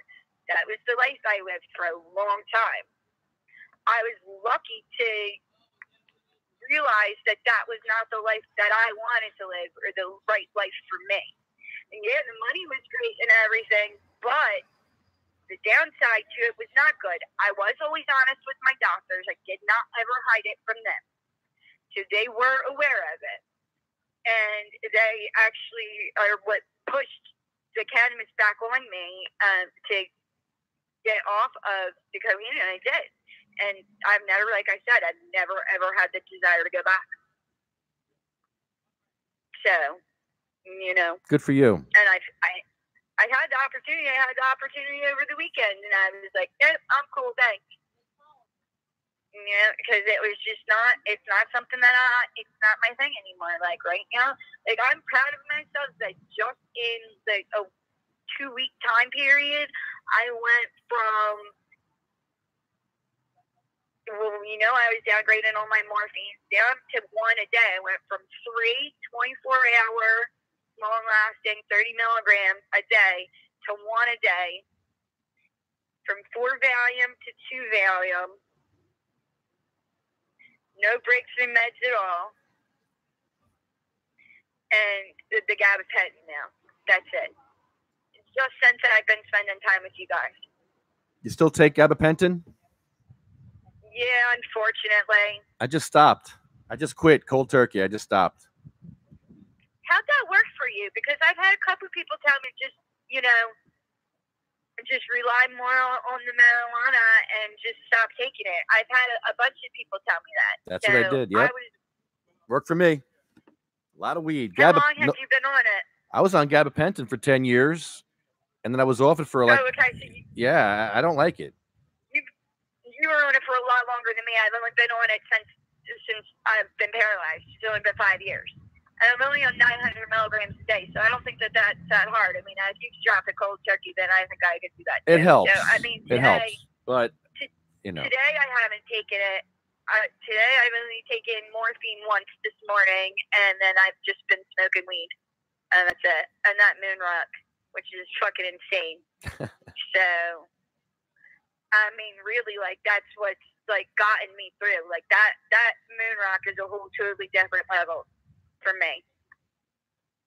I stopped it like, too. Really, on principle. They said gabapentin's an opiate. I said, oh yeah, watch this. And I stopped using it. And I'm like, okay, where's the withdrawals? Where's the opiate effects? Gabapentin's not an opiate.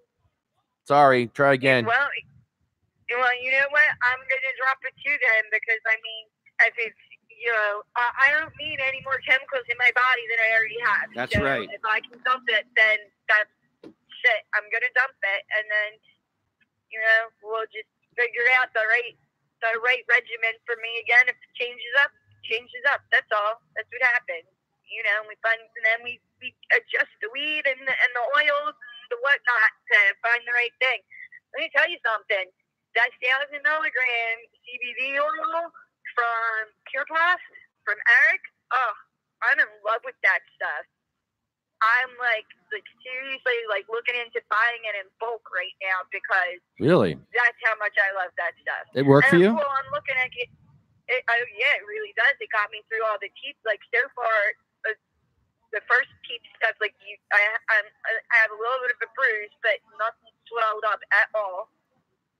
And I literally started using it the day of the surgery. I went right from Egg Harbor to Eric's shop and picked it up before I went home, right after they took the teeth out. And I started using it that day, and then as it started to heal, I started to put it directly where they took the teeth out, and it was numbing it immediately. So, yeah, it's really, really worked for me. I put a little bit of it in my coffee, and, I always carry coffee with me. So, and I sip it all day, and it kind of keeps that level in that level for me. And then at night, I might take a couple more drops, and then too, you can put it right on. Sometimes I'll just rub it right on my face, and that way too, it helps. So, on July 2nd, they're going to take more out. So, but they're going to replace these ones that they took out on that day. So, that's at least one positive. As they take some out, they're putting new ones back in. So I'll have a nice smile again. But yeah, if I could do that without the gabapentin, I'm down for that. I'm totally up for that. Like I'm, when they told me this whole tea stuff's only going to last 5 years, I said, perfect. That gives me a new goal to get off of anything left that I have left except for marijuana, and within 5 years. So that way, when I had to have them redone, then I never had to worry about it again. Because they're doing actual implants, not dentures. So, it is what it is. But it'll be better in the end, and we'll get this going. But I really do have to get inside, because I don't want them to get annoyed that I'm not in there. Okay, Tracy. Well, feel better. I'm glad you're feeling a little better anyway. Yeah, thank you guys. Thank you for being up there, and please just think about Joyce. And she leaves behind a husband of 42 years 4 children and 2 grandchildren, and 2 brothers. Her sister previously passed away, as well as her mother. And then the one that really, I don't know which is harder at this point. Sean McKay, he was the veteran. He was a Marine with the 8-year-old daughter. I don't know which is worse for him right now. They're both just as bad, but if we can please, I know at Joyce's thing, at least when I went up front, I said, our closing prayer, I said that to her privately, but, I just wish we knew so that way we could have helped them. Because I believe we could have helped them. Can you please text me their names? Absolutely. Yeah, I definitely will. I'll send that to you right away. But let me get inside. And guys, thank you for being up there today and going back today. And I guess I'll see you Thursday. Sure will. Because we're there Thursday, right? This week left, Friday. No, we're back on Thursdays, I hope. All right. Sorry. If it changes, just let me know. Sorry about that yesterday, guys. I don't know. You know what? At the end of the day, it comes down to all political crap. Because, like you said, we weren't doing anything wrong, and they shouldn't have been able to boot us because we should have been able to stand right there and smoke as legal patients. So, and she wasn't even allowing that. But I do have to say that she did say to me privately, I don't know if anybody got this on tape or not, but she said to me, "If only I could tell you what my true views are and what I really think." She said, "You guys are doing really good work. Keep it up, and I hope you're back here tomorrow." So she did say that.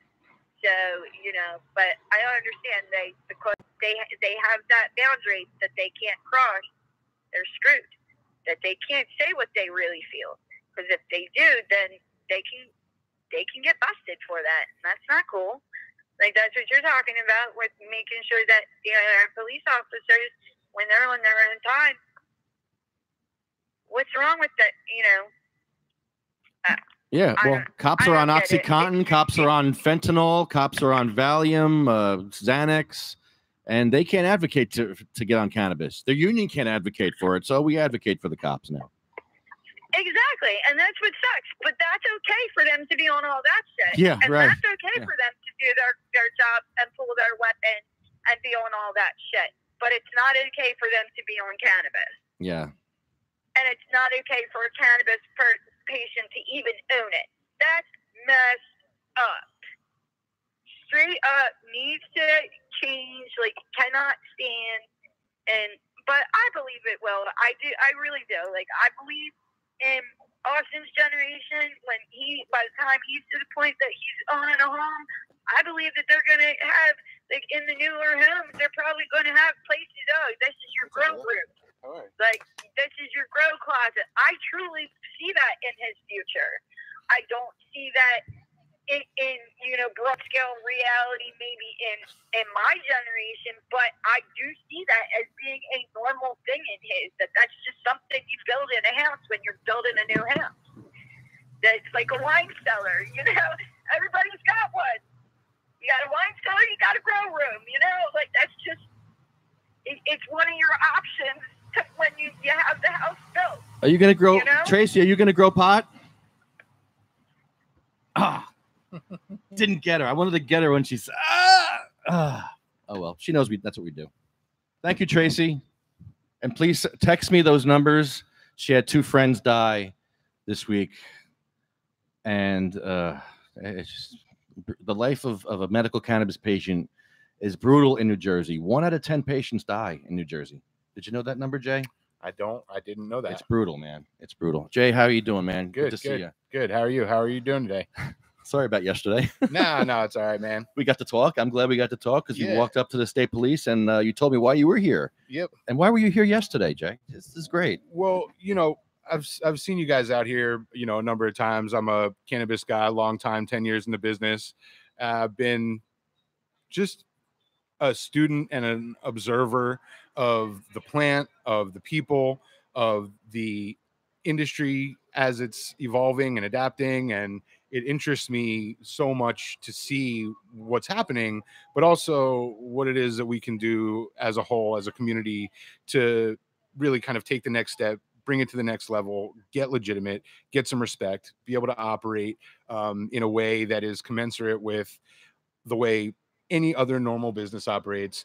We want to be able to advertise. We want to be able to pay our taxes. We want to be able to, be in the mainstream channels and have that level of legitimacy that we deserve. And in my whole entire career, that's what I've been trying to see and trying to understand, and where those disconnects are and how we can start closing the daylight and closing the gap and making that happen. What is your background in cannabis?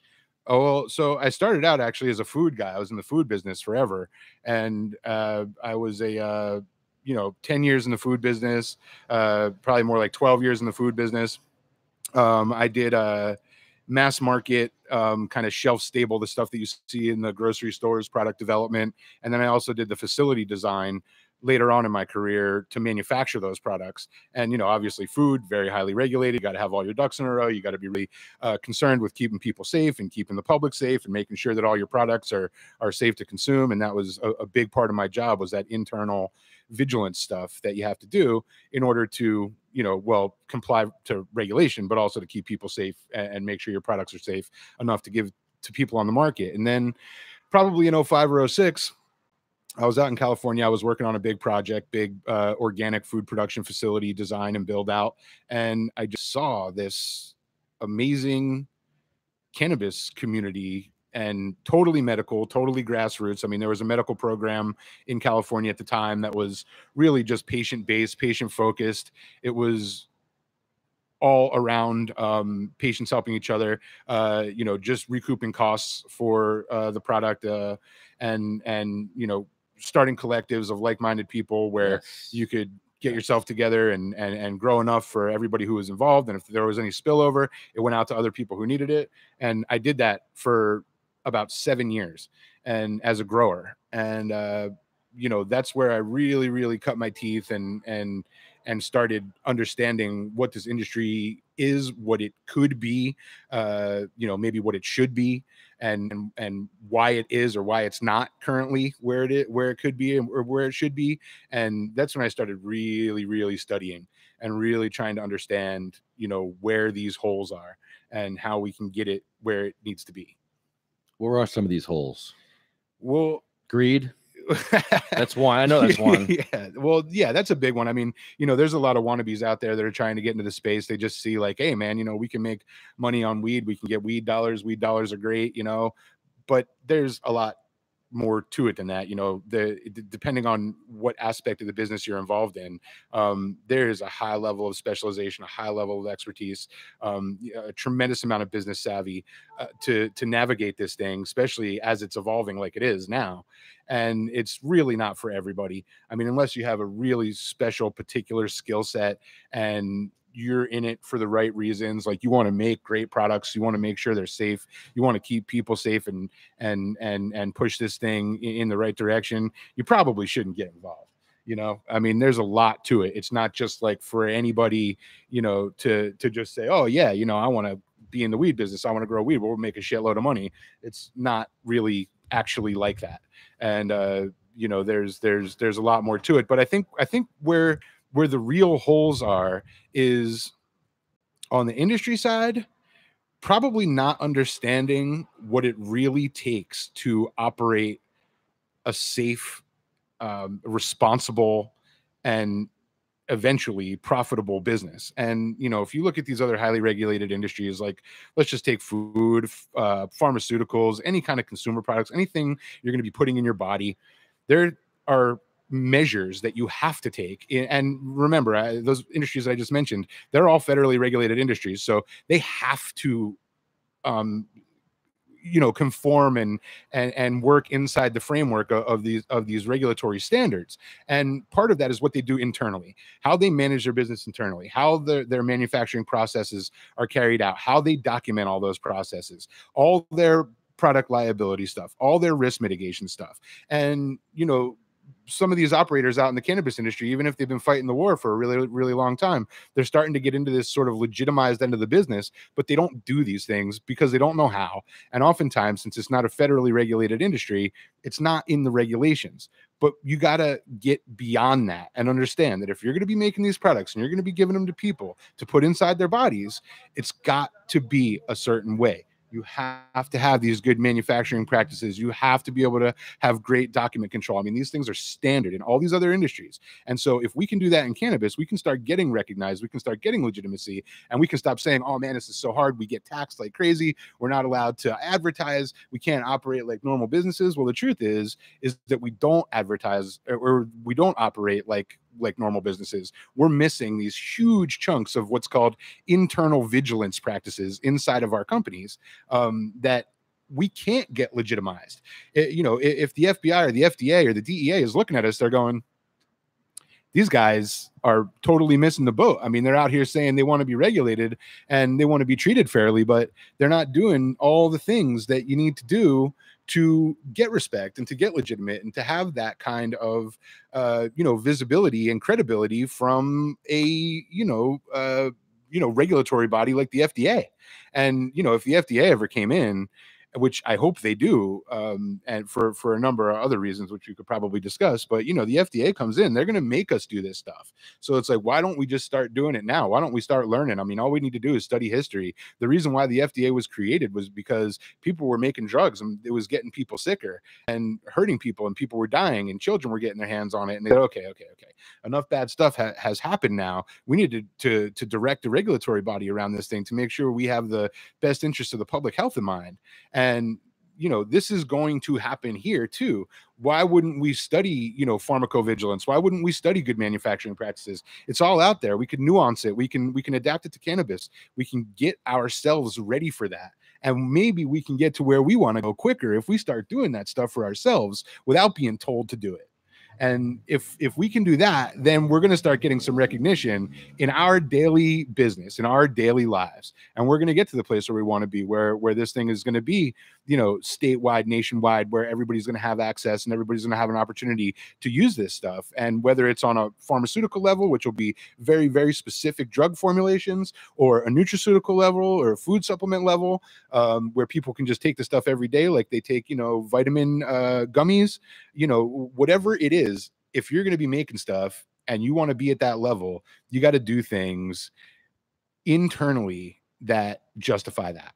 And if we can do that without being told, because in our cannabis regulations, and I've been involved at the state level, many different states and even internationally, in writing these regulations, they're just not up to par. You look at Germany, you look at Canada. I mean, their regulations are good. Health Canada wrote those regs. I mean, that's their FDA, that's their regulatory body. I mean, they're not giving anybody a free pass. You got to have good document control. You got to have good manufacturing processes. Those things are being inspected by real compliance investigators with real backgrounds that know if you're screwing something up or not. And they're going to tell you, and you got to fix it. I mean, you go to, I'm not even going to mention the state, but if you go into some of these state compliance offices, I mean, these guys are like ex-state troopers. They don't know what good manufacturing practices look like. And they're coming in going, yeah, you're good. And it's like, no, man, I'm pretty sure that's not good. So, we just need a higher level. We just need a higher level, not only on the state level, but inside of our own businesses. We got to run this thing right. And then we'll start getting some professionalism behind it. We'll start getting some credibility behind it. We're going to start looking like all these other businesses that already operate on the federal level. And when we can do that, we'll start getting some recognition from the higher ups. Do you think unions have a place in maybe standardizing a lot of these practices? Yeah, I love the idea of unionizing. I think that's a great play, because then across the board you have training. You can start checking boxes. You can say, the guy who does this in this state in this facility is doing the same process as this guy in this state in this facility, and they've been trained the same way. They've gone through the same amount of testing. They've gone through the same amount of rigorous learning processes across the board. And then you start to see some of that standardization coming into the business, where it's like, what you got in Colorado is the same thing as you got in Delaware. Yeah, the unions have credit unions, which they're starting to utilize, because you can't bank your cannabis money anywhere, so credit unions are another option. Well, so you know, so again, you know, you're not going to see this thing really take off until there's a federally regulated banking structure to work within. And if you have a federally regulated banking structure to work within, you'll really start to see this thing get real. But part of getting to that regulated banking structure is to get that federal regulation is to do, as I was saying before, you know, getting yourself together inside your company, inside your industry, to get a little recognition. So when the federal government looks into it and says, man, these guys really take care of their documents, they really track everything properly, you know, everything's on the up and up, GMP's good, you know, everybody's practicing these unbelievable processes that are top of the line, keeping the public safe, they can say, well, you know, maybe we should write something into the regs federally. And then as soon as that happens, the insurance companies can jump on, people can start getting their medication paid for by insurance.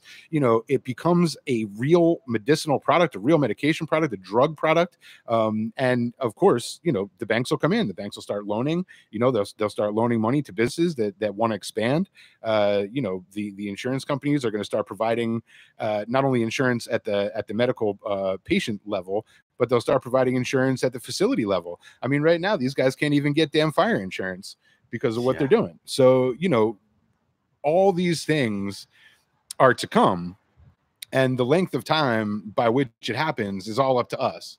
So the more professional and sophisticated that we get, the quicker we get there, the quicker we get banking, the quicker we get unions, the quicker we get insurance, the quicker we get to advertise, the quicker we don't have to pay 280E anymore, which if y'all don't know out there, it's a federal tax code that doesn't let you deduct. So if you're scheduling in a Schedule 1, you know, if you're trafficking a Schedule 1 illegal substance, you still got to pay the federal government. It's called 280E. You should check it out. They did it for they put the rule in place for the cocaine trade in the 70s and 80s, and it's a federal tax code, and you can't deduct. You can't deduct like a normal business. You just have to pay pretty much on gross, especially if you're at the retail level. You can deduct some cost of goods at the manufacturing or the cultivation level, but it's like, you know, there's things that we can do to push this thing further, faster, and it's all really up to us. And it's just a level of professionalism, a level of sophistication that already exists in all these other industries that are a lot like ours. And if we can do that, we're going to get there a lot quicker. And you're going to watch these big lobbies, and it's not the cannabis lobby, it's the pharma lobby, it's the food lobby, it's the tobacco lobby.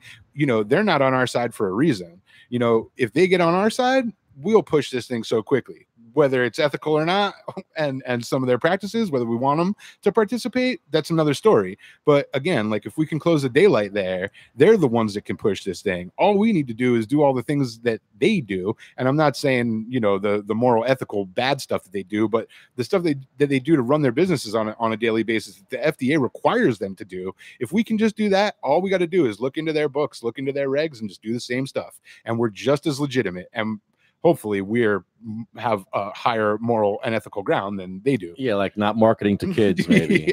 Yeah. But I mean, you know, even, you know, not everybody in the cannabis space is on the up and up, man. You know, I think that there's plenty of cannabis companies that are marketing to kids. There's plenty of cannabis companies that are putting products out on the market that are not safe for consumption. And that's dangerous. That's a big black mark on us. That's keeping us in the dark. That's not letting us get where we want to go. Yeah, I think unions will help with that. And actually, here, you mentioned insurance before. GW Pharma just came out with a new drug. Yep, I'm familiar, Epidiolex. What do you think about that? Well, so I think it's cool. So here's the deal on, so it's a very, very narrow scope on this drug, right? It's for Dravet syndrome, one other form of pediatric epilepsy. That's it. They did a tremendous amount of research. They put, I don't even know, somebody knows. Wait, hold on. Wait. What happened?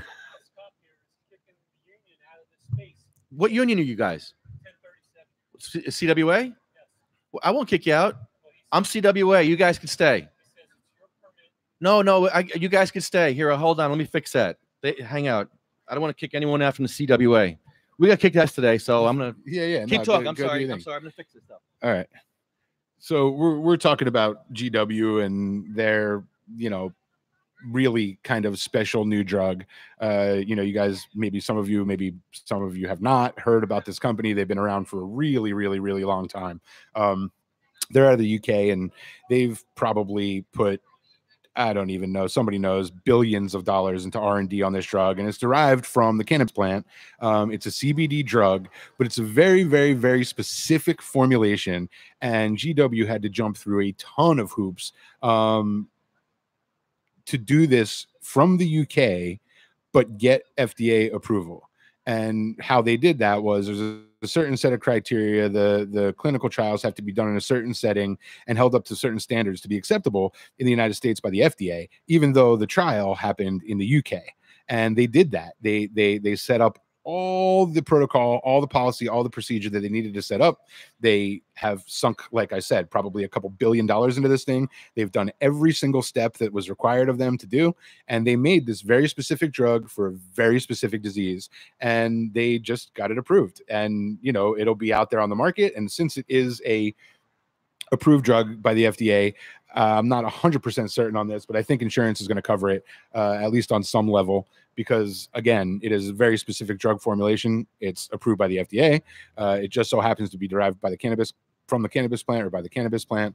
And it's actually a pretty incredible accomplishment what these guys believed in, what this company believed in, what they were willing to go through to get this approval. And I mean, I think it's probably 10 years at least in the making, and a couple $1 billion on the R&D side, and making sure that these clinical trials were set up in a way that the FDA would respect them and look at them. And they did it. And now they're here. And, I think it's a huge piece for cannabis, but you got to remember, cannabis has all these different uses. It comes in all these different forms. This is very, very, very specific stuff. And when you want to start talking about pharma, and when you want to start talking about the internal vigilance stuff that these pharma companies do in order to get their product on the market, keep the people safe, be able to record and report adverse events, side effects, all those things. I mean, it's a lot of hoops to jump through. And as far as cannabis goes, I think into the future, there will be several of these very unique, very specific formulations of drugs that are derived from the cannabis plant. And, they will be acceptable, and insurance will cover them, and they'll be a drug just like any other drug. That will have their side effects. There'll be a way to record and report adverse events. You'll have to get a prescription from your doctor. Insurance is going to cover it. But, that's just a very kind of thin sliver of what this cannabis space is going to be and what this cannabis industry is going to turn into. But on the drug side, which is, defined by the FDA, this is a drug, the specific formulation, medication that needs to go through these clinical trials. You need to do these internal processes. You need to be able to report side effects. There are going to be these drugs that are made from cannabis, and this is just one of them. And they went through a lot to get it done.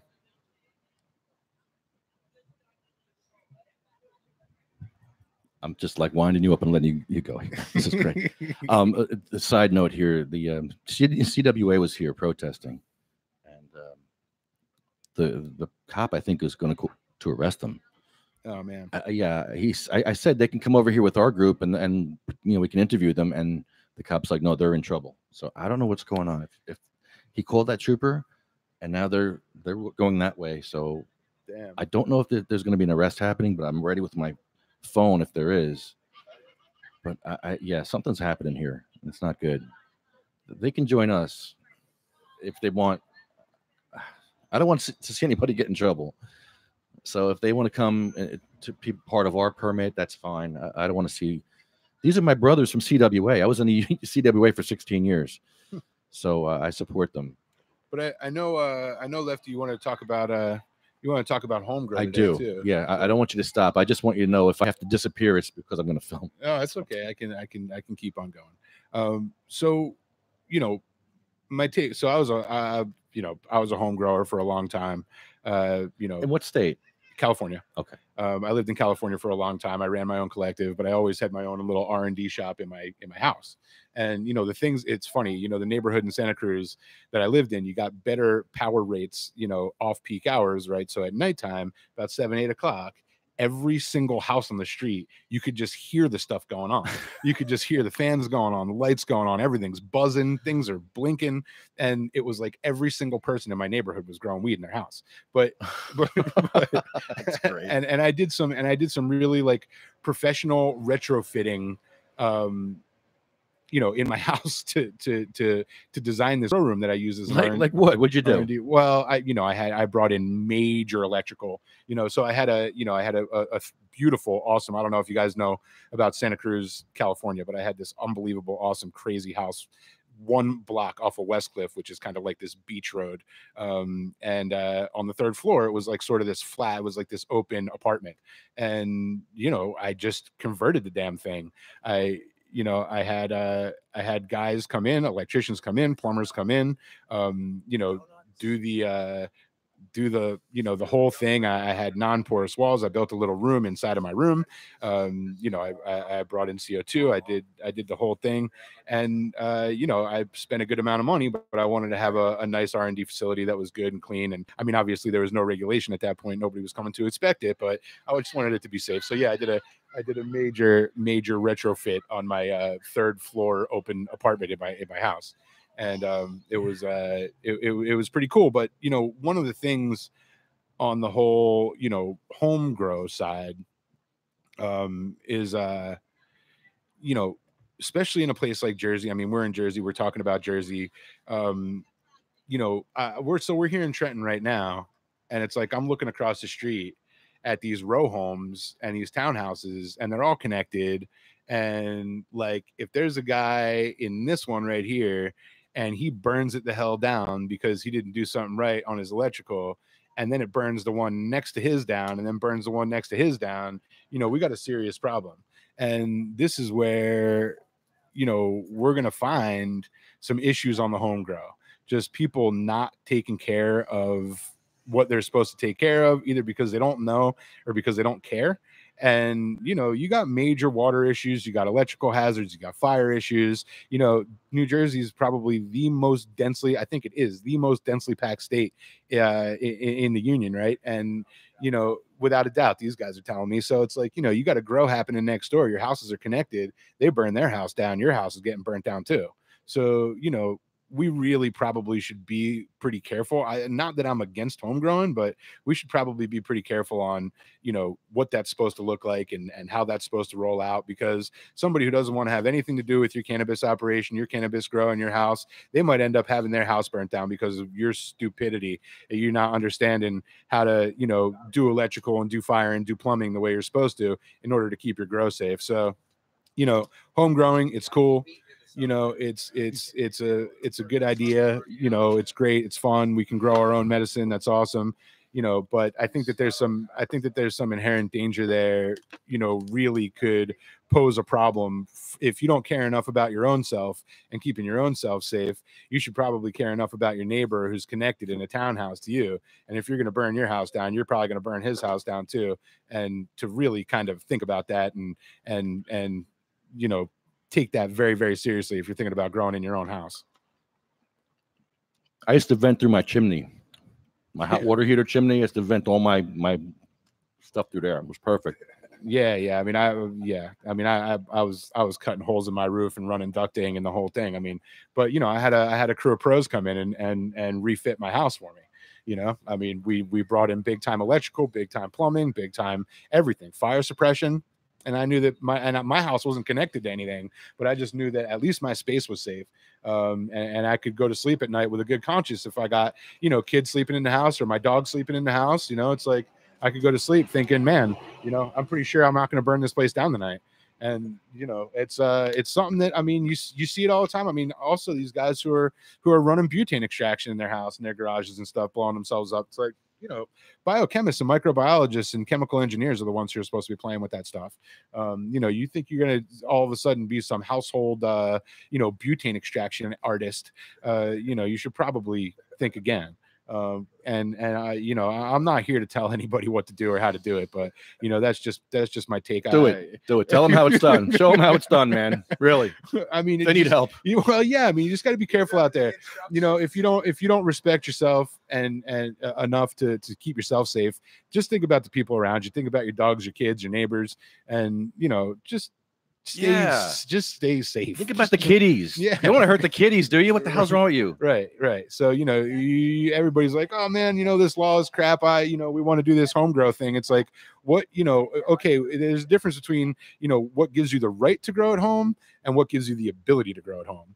And, you know, I'm pretty damn sure that, you know, a good percentage of us out there probably don't have the ability to be growing at home, and keeping ourselves safe. So like, you know, on that issue, you know, obviously, you know, I'm a cannabis guy. I've been growing cannabis my whole life.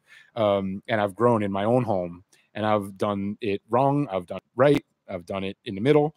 And I just think that, you know, from on the legal end and just on the public's end, we just got to be careful with that kind of stuff.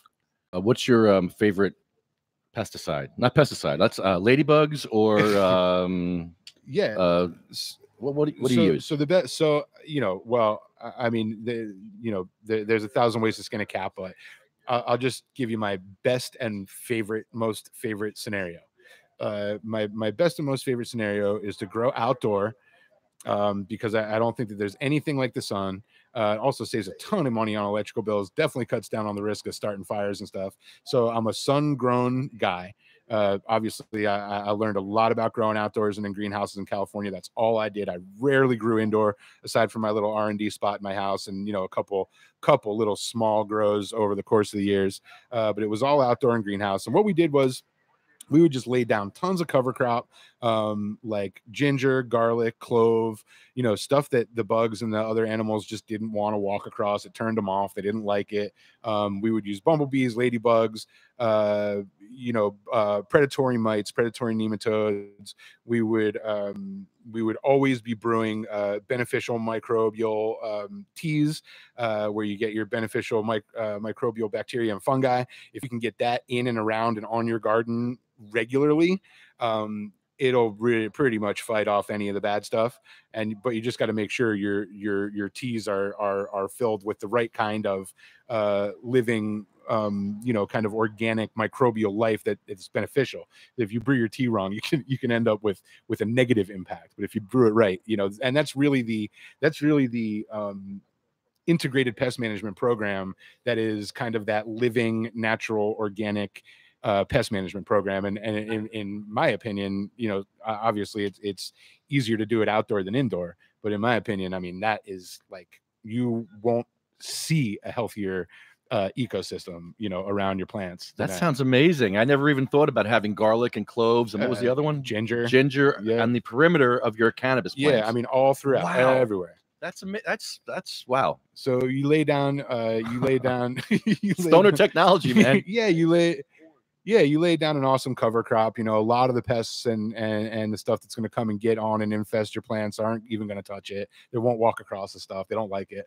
And then, you know, on the plant level, you know, just all that microbiological, you know, beneficial fungi and bacteria, all your predatory mites, ladybugs, nematodes, they're going to take care of anything that makes it onto your crop. Man, fuck those man-made pesticides. God is great. God is great. Yeah. That's all I'm saying about that. That's awesome. I mean, this stuff is natural. I mean, it just grows in the wild, you know. I mean, it flourishes. I mean, if you go see these sort of far off places where it's just kind of generations of cannabis, I mean, the stuff is just so healthy, you know. I mean, it's unbelievable. So you know, you start getting out of this, you know, United States, Canada, North America thing, and start visiting Africa and Asia and you know, even the Middle East, even though I know that's probably a controversial topic. I mean, you start seeing some of this sort of natural land race or you know, wild untended crop. It's all perfect. Well, we protect it too, a lot of it. Yeah. Well, the opium at least. Yeah. Well, hey, grab that mic. What's up, man? Yeah, come on in, man. Hey, yo. What's your name? My name's Tim. Hey, Tim. How you doing, buddy? You can pull it off. Yeah. There's chairs over there if you want to grab a chair. Sorry. We're a little unprepared for you. Have a seat, man. Here, I'll give you my chair because I'm going to squat for a while. So here you go. I'm going to stand for it. What's up, Tim? How you doing? I'm Thanks all for the food. Yeah, no problem. That's Yeah. great. Yeah, I used to grow corn. Corn was a good cover for. Oh yeah. Yeah. We're in Jersey. Yeah. What? Yeah. What? What town? Can you say? I'm from Long Branch. You grew weed in Long Branch? Yeah. Wow. Well, Wow. That's great. With when the salt water. when I was like 16, 17, there was a lot of woods out there, but now they built it all up. Yeah, not Yeah. anymore. Yeah. Dunkin' Donuts and Starbucks now, right? Yep. They just redid the boardwalk over there. Like I grew up 2 houses from the beach, and they just redid all that, put new condos in. And it's nice over there now. Yeah. But If I remember correctly, West Long Branch banned medical cannabis. I think that was one of the towns that banned it. yeah. Rutgers does a lot of stuff with weed. Yeah. I used to live in New Brunswick, and all the medical guys who went to Rutgers, they had the best bud. Oh yeah. Yeah. So what's going on here in Trenton? I don't know. I just got back up from Florida. Oh, you're in Florida. Okay. Yeah. You're out of here, man? Yeah. Jay, thank you so much. Do you have a website or something you want to promote? Or You can't find me, man. are you going to go back underground now? Yeah, I'm when going back. am I going to see you again? No, I need your help, bro. No, I'll find you. I need you. Don't call me. Yeah, I'll find you. Man. All right. Send me All a right. secret message. All right. Wicker. I think Wicker is good for that. All right, thanks. I won't ask you for weird. Don't worry. No, thanks for having me, dude. Thank you so much, man. That was very great. Nice meeting you, dude. Dropping that knowledge, man. That was good stuff, Not a man. problem, man. I'll see Thank soon. you. Yep. So yeah, Jay's a grower from California, and hopefully to be a grower in New Jersey very soon. So thank you. I used to grow down Florida. I used to have 8 plants, and then it only took 8 weeks for a plant to harvest, because I used to use BC Boost and BC Bloom. Okay, Yeah. So is that good or bad? no, it's good. It's good. It's just nutrients for the hydro, and Okay, that's chemicals then. yeah. Okay, Yeah, but so I cut the first one down. By the time I get to the last one, so I have 8 plants going, and then I get the first one. The next week, second one. By the time I get down to the last one, the first one's already ready to get cut down again. So it was a cycle. nice. I never sold it. It was always for me. Yeah, Me too. yeah. I never sold weed in my life ever. Yeah. And please, people, don't ask me for weed. People come up to me here and ask me to sell them weed and ask me. I'm not No. going to sell you weed, brothers. Weed everywhere. Why would you ask me, the guy who's podcasting, the guy who's going to police station? Please do us both a favor. Don't put me in an awkward position. Don't ask me for weed. I don't sell weed. I've never sold weed in my life. Yeah. So please don't ask me for I weed. don't sell any. There's enough people selling weed out there Yeah. that you can get weed. You don't need to ask me. I'd much rather smoke a joint with you. Yeah, I'd rather smoke, or I'll give you a joint, but Yeah. I don't sell weed. Yeah. I would never sell weed because I would lose money because I'm Yeah. too nice of a person. I'm not a cutthroat. Yeah. Drug dealers are tough, man. You're like, yeah, I'll give you a deal. You ever see My Idiot Brother? No. Nah, in the beginning, it's like a farmer's market, and a cop, he's dressed in a police uniform. He comes up, he's like, yeah, well, you got any weed for sale? He's like, oh, I can't sell it to you. He's like, you're a cop. He's like, oh, yeah, I understand. He's like, but my wife left me, and he started giving this sad story. The guy turns around, he's like, oh, you know what? Here. And so he sold it $20 or whatever. And then the cop says, yeah, thank you. I gotta arrest you now. He's like, hey, you for real? Yeah. So he ended up going in jail for that. Damn. Gave him a sad story. I've seen some stories like that. In Delaware, a cop faked PTSD to entrap someone. He Yeah. faked PTSD. Yeah. That's like faking cancer or faking multiple sclerosis. How do you fake a horrible disease that 22 vets a day die from, and you're going to sit there and fake a disease to try to entrap somebody for a little bit of weed? Really? While 22 vets a day are dying, and you're going to make a light of that by, oh, I have PTSD. Here, look. I need some cannabis. I got PTSD. Here, look. Here's my PTSD face. Like, really? Yeah. What the? Who does that to people? What kind of heartless, uncompassionate, sick person would set up a sick, You're setting up a person who's helping people. I know. I've God. I've talked to a lot of cops, and a lot of cops, they're like, I can't wait till I retire so I can Yeah. smoke again. All the cops I talk to want us to legalize cannabis. The one or two are just like, I don't know. I don't get it. But They don't. They just like, oh man, I retire in 6 months, and I can't wait till I retire. yeah, I can't wait till I just light up a joint. You know. most of the cops I'm meeting are cool. 99% of them Yeah. all want to have it legal. I advocate for cops to get their Yeah. cards. I want them Yeah. to have their cards. I mean, they, you know, they're working just like everybody else. hell yeah. They're just some of them, you know, a little harder than others. Yeah. but Yeah. yeah, you know, they're trying to work, you know, feed their kids and stuff like that. And I, you know, I appreciate that. It keeps you safe, you know. But some are just worse than others. Yeah, exactly. All right. Let's see if my phone's working now. Probably not. I thought Ed Fortune was coming today. I'll just give him a call. Yeah, just give him a buzz. Ed Fortune just got out of jail. He spent 16 months in jail on some bullshit. Here in Trenton now is a big story. And he was his own lawyer. And he faced these two attorneys who had about 30 or 40 years of law school in between him, and he kicked their ass. He Nice. embarrassed them. He embarrassed them so much that they dropped all the rest of the charges against him. They like, okay, we don't want no more. No mas. No mas. And they gave up on Ed Fortune. They said, no mas, Ed Fortune. Now his friend is the mayor. Reed Goscura is now the mayor of Trenton. Yeah. That's his friend. Yeah. So everything's, you know, turning around. So I'm going to give Ed a quick call because he's supposed to be here, but we're ending the show soon. Hopefully he can hear me. Hey, my phone's working. All right.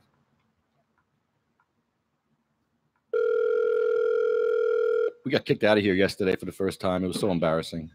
Yeah. For what? For podcasting on a Thursday instead of a Friday. Hey, Ed Fortune, how are you, Ben? What's going on? You're on the air. I'm all good. All right. Are we going to see you today? What's up? Are you on your way to Trenton? Yeah, I'm just a couple minutes away. I'm in Princeton. Okay, we'll be here for a while. You going to stop by? Yeah, I can swing by. Yeah, stop by. I heard some new news about Art All Night. I heard there was a stabbing at Art All Night at 7 p.m. Did you know Yeah, that? I heard about that. Yeah, I didn't know that. I just heard that for the first time. Terrence told us. So, yeah, come on down if you get a chance. I want to talk to you a little bit. All right. All right, cool. All right. Hey, did you see that link? Did you see that link that I sent you? Yeah, I did. I'm going to look at it. Yeah. It's mine. Fuck the prosecutor party. FTPP. Yep. I'll be there. All right. I'll be like in half an hour. All right. See you soon. All right. There's Ed Fortune. He fought the law and he won. A dude from the hood, man. A dude who educated himself, pulled himself up by the bootstraps, opened a business here in Trenton, only to be discriminated against by the police and the town at the time. They tried to shut him down. They closed him down for being open after 11.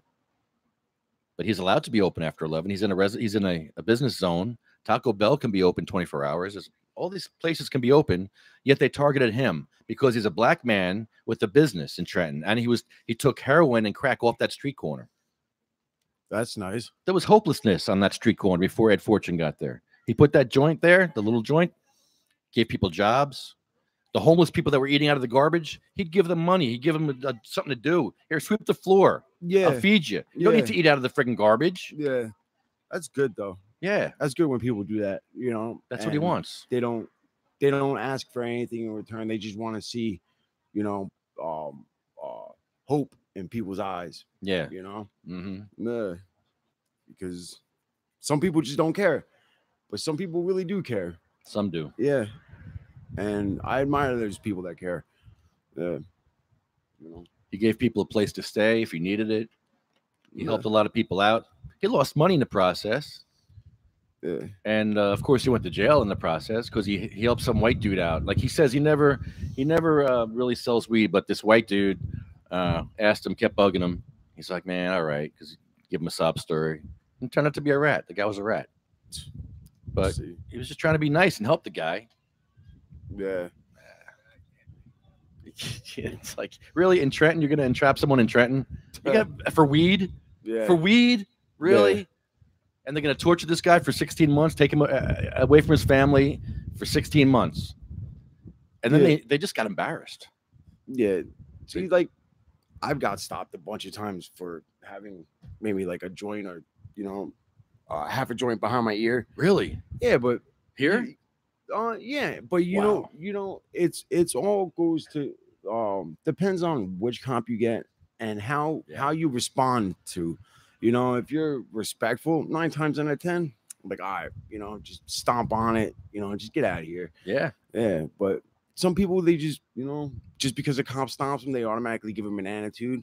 Yeah, it's not good. Man. Like not good. You know, like they're trying to get paid like everybody else. So, you know, if I'm giving them respect and they give me an attitude, yeah, I'm gonna give them an attitude right back. That's a problem. But all the time, yes sir, no sir, you know. You know, a lot of these cops got PTSD. Yeah, they really do, and they need to smoke a joint when they get home. Yeah, to calm their nerves down. I wonder how would it be if they do legalize it?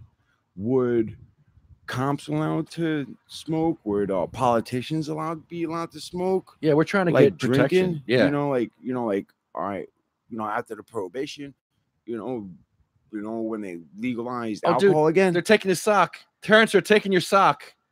He's taking your sock. There, it's gone. That's his socks. I don't think he wants them back, dude. Nah, I think they're gone. Yeah. So thank you. So oh my gosh. Because you know how they give random drug tests to cops and stuff like that. Would if they come up positive for weed, they get in trouble?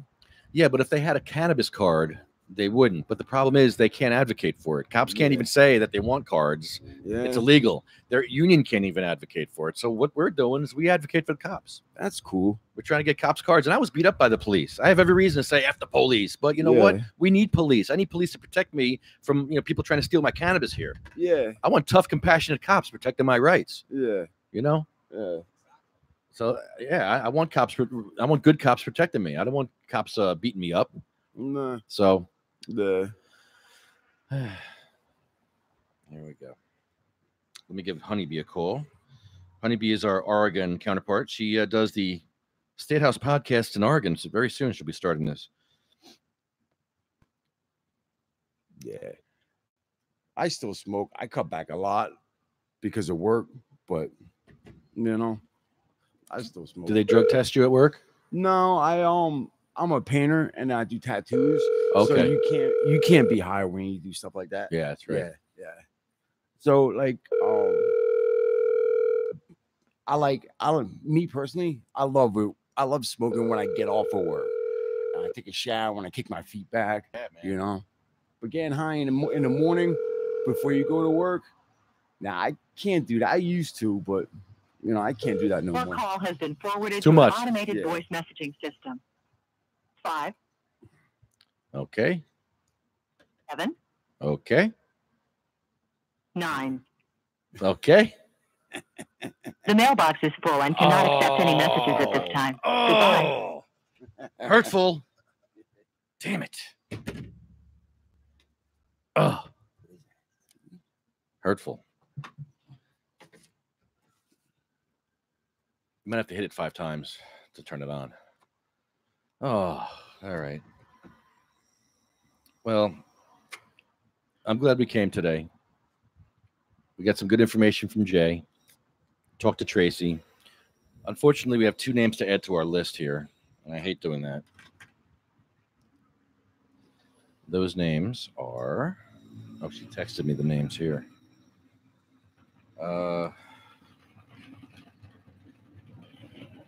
Marine veteran Sean McKay committed suicide, and Joyce Fortini died of cancer. So Tracy's going to both of those funerals this week. And it sucks because 1 out of 10 patients die every year. And I just don't like adding names to this list.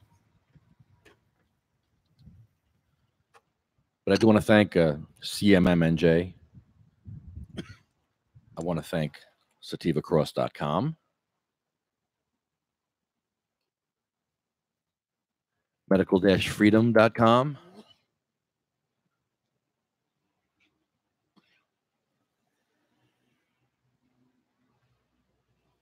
So is this? I'm sorry. Go ahead. Is this just a podcast, or is it on the radio, or? Yeah, we're on YouTube and Facebook Live right now. Oh yeah, cool. You got a video for? Yeah, we're up on that's a video. That Yeah, right there? that's the camera. Hey. Yeah, man. We catch a lot here. You'd be surprised who walks up. Politicians will walk up here. Yeah. It's been crazy. Nice. It's good. It's a great place to do our advocacy here. You know? Yeah, it's good. Like if you can't sit down and have like a good, decent conversation, or politicking is what we call it. Yeah. It's better than a podium, because you're sitting here making speeches, blah blah blah. Well, you can make your speech, and then we can actually interact with you while you exactly. So and people can watch it and listen and interact also online. So magicalbutter.com, NewJerseyWeedman.com, UFCW Local 152, DavidVersusAutism.org, medical-freedom.com, New Jersey Grannies for Grass, JacksonStorms.com. Yes, thank you, Arlo Glass, OprahMachine.com, Pure Puff Vapor Supply, Sativa Cross West. Yeah, those are our credits. Nice. Our list is next, but we're waiting for some people to call in. I'm waiting for Ed. But we are adding Marine veteran Sean McKay. I'm going to do that right now. Marine veteran Sean McKay. Let's get him in here. This is a very sad moment, adding list. 1 out of 10 patients, guys. 1 out of 10 die every year. That's a horrible statistic. From what? You name it. Just medical cannabis patients die from cancer, AIDS, multiple sclerosis, PTSD, you name it, man. And everything you see in Trenton. Actually, it was bad. Like a couple years ago, I was in. I think I got into like a bar fight, and it's like overnight in the county jail. And my roommate, right, it was in Monmouth County Jail. And my roommate, he was like 90 years old, and he had cancer, and he got in trouble for smoking weed. They locked him up. 90 years old, 90 years old. In a wheelchair and like an oxygen tank, like I gotta help him out of bed, help him in his wheelchair. Wow. 90 years old for smoking a joint because he had cancer, and he was gonna die in a couple months. And they locked him up for that. To save his life. Ridiculous, man. Ridiculous. Did they save his life? How would they save his life when they locked him up? Because he probably would have been dead on the street. No, he had a house. He was like, he wasn't a bum or anything like that. Well, he could have been dying in his house, man. You don't understand. Just because the dude's telling you a sob story of I'm locked up, half these guys get locked up just to save their lives. No, I had seen paperwork. He was Al Capone would have died if he wasn't locked up, because his diabetes, his body was. We're getting. I'm just saying straight up, man. People get locked up because they're dying. But you're missing the point of what the Trenton police have brought me in on several occasions simply because they don't want me to drop dead. Yeah, and I can be a jerk off too about it. But when they're ordered to take you to the crisis center, never mind. Go ahead. What? Go ahead. Say nah, it's just missing the point. The 90-year-old guy. You're missing he got locked up for having a joint. He's 90 years old, an old man, that's been through World War II, probably been through like World War I, And he probably wasn't eating, and he probably was just drinking booze, and he was dying. No, he had. Never mind. Wasn't there. I'm only telling you, you weren't there when he was locked up. You were there while he was locked up. Never mind. Forget it. You saw him after he got out of the infirmary. No, I saw him when he was. Never mind. I woke up and he was there. He was in my cell. Yeah, he was probably in the hospital for about 2 weeks before he got to your cell. Absolutely not. He got picked up. He was on his front porch for smoking a joint because he has terminal cancer and he's gonna die soon. He has family. He's not a bum, you know. Why wasn't he smoking in his house? Why are you like nitpicking at everything I say? No, you know? I'm only trying to give it a perfect example. No, you're not giving it a perfect example. You're people don't realize people get locked up for never mind for other things. Well, we can smoke weed in public. If you're a patient, I can smoke my weed right here in public, and they can't say nothing to me. They can say something to me, but I know the law that says I can smoke weed here. But you're incorrigible. Was this guy a patient? Was this 90-year-old guy? He wasn't a cannabis patient, was he? Was just some guy off the street. He didn't have a license to smoke weed, right? He probably didn't have a marijuana card. He didn't have a license. No. But they're like, who would lock up a 90-year-old The point what I'm trying to make is you're gonna lock up a 90-year-old man because weed is the only thing that could help him out, and he's been through he already went through surgery, chemo, everything like that. And he has scars to prove it, you know, like, and the only thing that can help him out now is marijuana. And he's, you know, and it was way before they even thought about legalizing it for medical use. This was like 10 years ago, you know, and then, you know, and he gets locked up for that, you know, like, why? I wouldn't, like, if I worked on that police force, you know, I'd make sure everybody busts his balls about that, you know, because don't they lock people up if it's too cold? They lock you up. They do that sometimes. Yeah, they don't want you sleeping on the sidewalk. When the orders come in from high up, they're just carrying out what they're ordered to do. If the guy's sitting on the porch smoking pot, he must have been told a gazillion times to go into the house and smoke it, and he still likes to sit on the porch and, smoke it. You're throwing a whole bunch of hypotheticals. I'm only saying that for a random cop to be a jerk off to stand in a courtroom with a 90-year-old man smoking a joint, he looks like an asshole cop. Of course he does, but he was ordered to do what he did. How do you know what happened? How do you know you're throwing a whole bunch of hypotheticals? It's completely off, you know. But the truth is, I can't talk like this. No, but he had to have been told. He had to have been explained. It wasn't a random. Now you're making it sound like it was a random old man who stepped out on his porch. How do you know it wasn't a random old man? Because he probably was picked up a million times for it. And how do you know? How do you know he's singing? He's singing. How do you know about this? He probably did 40 years in prison for other shit. Oh God! You know what I mean? Wait a minute! Come on, that's not fair. You can't say that. You don't know. Why else would the cop have a fucking hard on for him? The cop has a hard on for him because he probably hates him. Terry, you of all people know that random cop could be a dickhead to anybody. Excuse my language. But they're not. Now you're just messing with me. I'm more of a jerk off to the cops because I'm like the only one left who can be. Everyone else is afraid of them. No, you know I'm not. Well, I'm not. I know you're not afraid of them, but I'm talking about the majority of the hiders. They don't want to smoke pot in front of their children. They want to hide in the room and smoke it. And don't let the kids smell it. Don't let the kids smell it. Come on, the kids are fucking like the parents are like Charlie Brown parents, like fucking retards and shit. And we don't say the R word.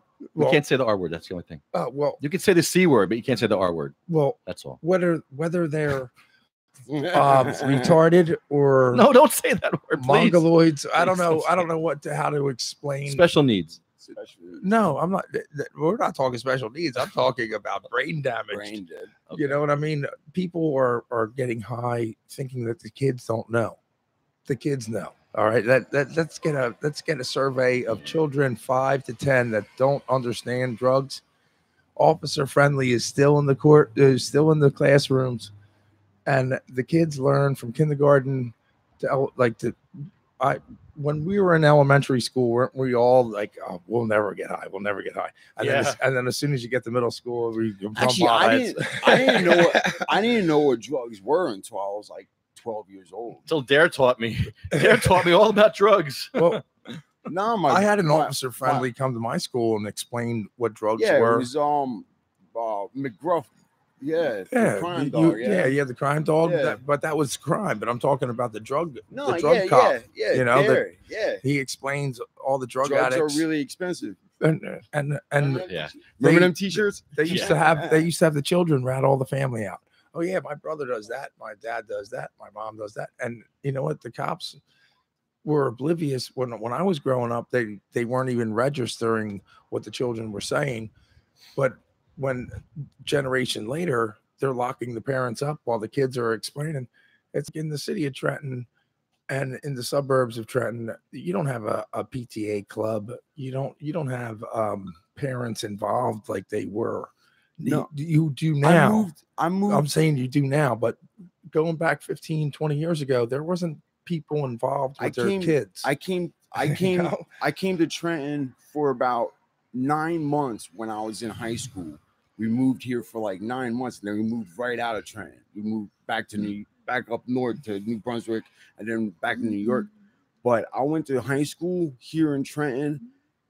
I was there for 2 weeks and like never got a full schedule. They the teachers didn't know who I was. I've been here for 2 weeks now, and then I left and I got a job, and I was still teaching myself, like I was going like online and stuff like that. But 3 months to send a truancy officer to my house saying, how come you haven't been in school? I said, I haven't been in there in I haven't been there in 4 months. You know, that's why I'm not going back to the school. And then I moved back to I went to Highland Park. I moved from here. I went to Highland Park High School, and I was still I didn't have to take science class because I had too many credits, so I took an extra art class, you know, and I played baseball for Highland Park High School, so I was going, you know, exercising and stuff like that. But no, 3 months. I was in it for almost a month, and they needed a homeroom teacher every single day. Who are you? Who are you? Who are you? I'm like, what? Are you for real? Yeah. Because they're brain dead, man. Yeah. No, it's not. It's not their brain dead. It's a big school. There's a lot of kids in that school. And for they're all homeroom troublemakers. teacher? They're all like a lot of them are troublemakers, and it's really messed up. It's really messed up for the few kids that really want to learn. Well, you know? Trenton had the best teachers in the world. The most educated teachers in the world taught at Trenton High. And that's why we don't have a school anymore. And there's going to be a school built, and this next Trenton High is going to be like the best school in the state. It's going to be, and we're going to have a great graduation class. But it took 30 years till today to realize that, like, there's 30 years, 3 decades of generations that are going to disappear and never even be thought of because of their lack of enthusiasm towards the city. They were born here, they lived here, and they're going to disappear. But the kids of today are going to be like, the football team was the best. Like Steinert had the best soccer team, and Trenton always had the best football. You know, Notre Dame always had a good football team, but Trenton High always was state champs. They might not have been anything but janitors and garbage men. I'm only kidding. There was a lot of people that had a lot of potential in Trenton. I actually dropped out of school, went to get my GED, and then had a high school diploma 6 months before I was supposed to graduate. So, you know, everybody is going to school, and I already got my GED. You know. Yeah, but you had the enthusiasm of wanting to learn and wanting to be somebody in the future. I didn't want to be an idiot, you know. When you have nothing but you didn't have nothing but pantries around you and people just selling drugs around you 24/7. You had a school oriented area. Yeah, but that's actually, I was bouncing around from school to school. When I was going through middle school and high school, I got kicked out of 3 high schools. You know, for fighting. For fighting? For fighting. What'd you fight? What'd you fight about? All the girls? No, actually, it started off when I was in middle school, my older brother was like flat out like racist, and he would always throw the N-word around, and so, and then he'd run, and then I go, he's racist too. I'm like, whoa, like I date black girls. I probably dated your sister, and then it's like, yeah, then I'm fighting them, So, and then I got to the efforts, where I was just like, come on, bring it on, and then I get kicked out of school. And then when I went to my third high school, the school bully, it was Hampton Academy, and it was back when there was a gun kid held a kid hostage in the bathroom, and I beat up the school bully.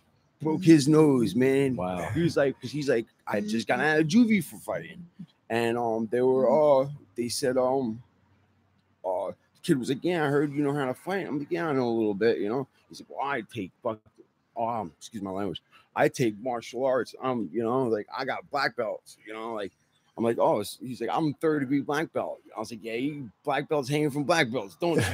And everybody started laughing. He's like, yeah, let's spar sometime. I'm like, nah. So then for the next couple of days, he kept like, busting my balls. Or my language, my bad. And then one day I was like, yeah, I finally spar. And it was snowing outside. So he went and kicked me in the side, and I grabbed his foot. He did like a side kick and to my ribs, and I grabbed it and I yanked him back, and he slid and he busted his butt. So I went to stand on top of him. I acted like I was gonna punch him in the face, but I was like, I just shook my head no, and I just walked inside. And all of his friends were outside, and they all started busting his, and then so I'm standing in line at the cafeteria gonna get my lunch because we were just done with gym. And then I was sitting getting my lunch, and I seen him come running up, and he made eye contact, and he just charged me. And he did the same thing, did a side kick, and I did the same thing. But this time, I swept, once I grabbed his foot that he kicked me with, I sweeped his other foot. And then this time I stood on top of him, and I just hit him one good time. Boom, right in the nose, shattered, like blood went everywhere. And then I got suspended for it. And my dad's like, I'm done with this. He's like, keep on fighting, And then he's like, I'm signing you out. So he signed me out. And I was like, that's when I moved to New York with my mom. I started going to taking art classes there. And then, I moved to Trenton. And then because my mom had broke up with an ex-boyfriend, and we couldn't stay in New York no more. Because I was going to hit him because he threw a phone at my mom. And I put him in a yoke hold, yanked him out of his computer chair. I was like, you ever swing anything at my mom again, I'm going to kill you. So we ended up moving. That's when we moved to Trenton. And then I went to Highland Park. I think, I'm done with this. I just, someone gave me the idea, just go take your GED. So I dropped down. I went to the library, signed up for the GED, got my GED, one test, quick, easy. And then I got a pretty good grade, passed it to the school. I'm like, hey, man, I don't need you guys, I did it myself, Yeah. Homeschooling is better. Yeah. Because everybody's on different levels, and everybody. Schools, I've been to a lot of schools. Some schools are cool. Like Highland Park High School was good. I went to school in Manhattan. That was a good one. I went to teachers, Martin Luther King. You connect with the teacher, man. You can have a boring teacher that just... It was a school of arts. High school, it was school of the arts. Something you enjoyed. Yeah. So that's different. Yeah. And then now I saw this thing. They're making schools like... They had this special on like NBC or CBS one night, like a year and a half ago. And it was like these new schools they're coming out with that it's like it caters to their what inspires you. So it's like, how one school they have like wood shop, metal shop, stuff like that. But this is like if you want to be a psychologist, if you want to be in the media, if you want to be an editor, it's just one school and you can do all that. And they cater to that. It was like, oh, you like writing, right? Or you like taking pictures, right? Well, come here, let me show you this class. And then now your whole school curriculum for the next time, for the 4 years that you're in high school, they're concentrating on that. You know, they're not giving you a little bit of this and a little bit of that. It's, all right, let's make you a writer, or let's make you a musician, or let's make you. I thought that was pretty cool. That is a good idea. Yeah, you know, I thought that was unfortunately some people go and get their masters and then they're happier janitors. You know, it's just the truth. You know, because they were meant to be janitors and they might have a doctorate in medicine, but their calling was the dust mop. You know, clean, and then gotta keep it clean. Yeah, you know, they clean toilets and they're the happiest doctors of cleaning toilets. But if that's what makes you happy, man, exactly, it doesn't make a difference, man. If you're selling ice cream in the ice cream truck, or still you forget the point just passed right over you. You know, dude, your education and everyone else's education, everything is self-induced, regardless of the teacher. You know, if you got a good teacher, you got a good teacher. But I had some boring teachers that were brilliant, but it was so hard, especially when you got high before school, to listen. It's like I had to rely on the girls' notes. You know, like everybody's taking notes. It's like I couldn't even take notes with this one teacher because of the way he talked and the way he drugged things out. It's like he didn't like me tape recording them, but I had no choice.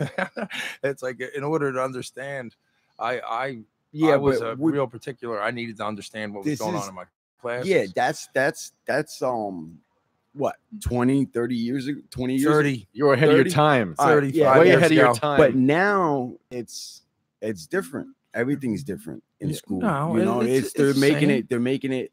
You know, like the one thing I don't like about it is, you know, like everybody gets a trophy.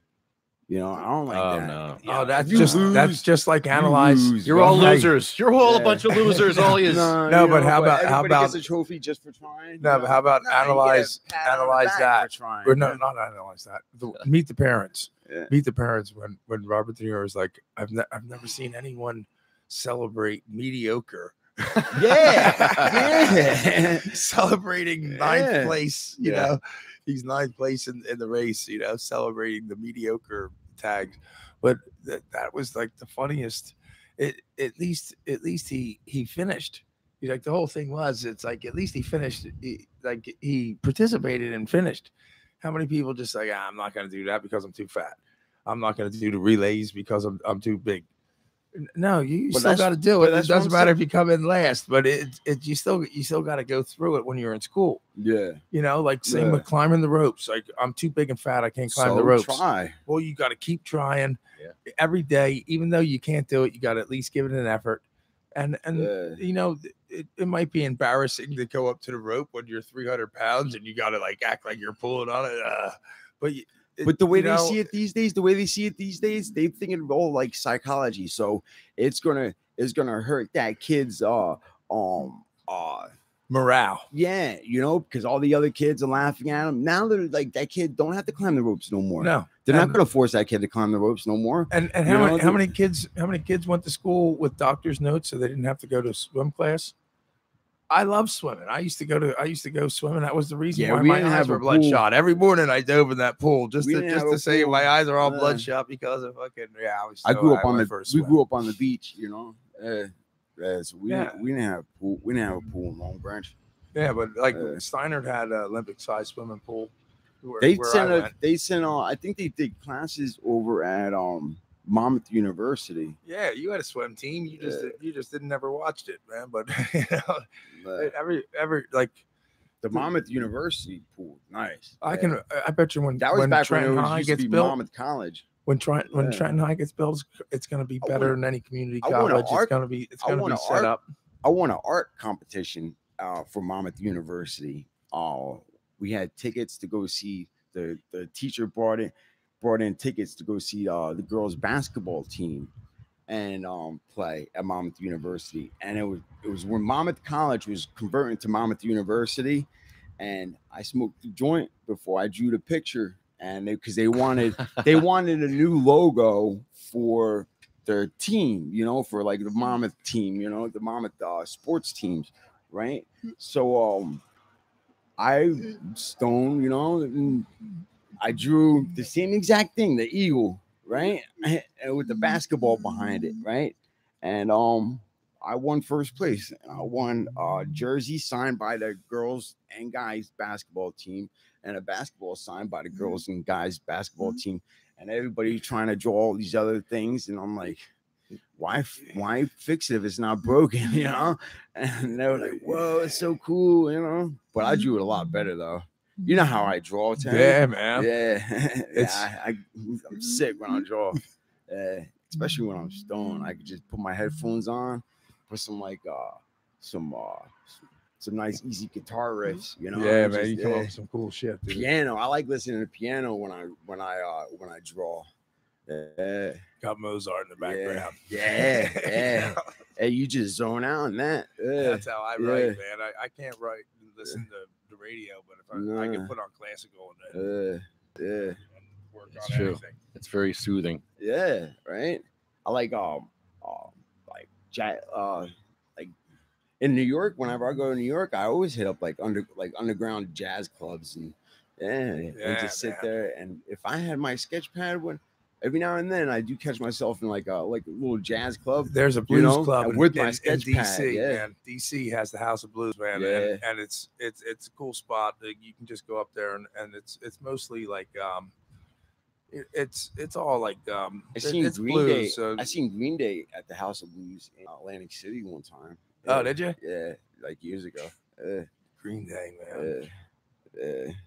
I bet you they're still playing out Oh somewhere. yeah, they are. I think they just put out a new album not too long ago. Yeah, man, they're playing out somewhere, man. On the 4th of July, they got some little venue going on with a bunch of nutcases.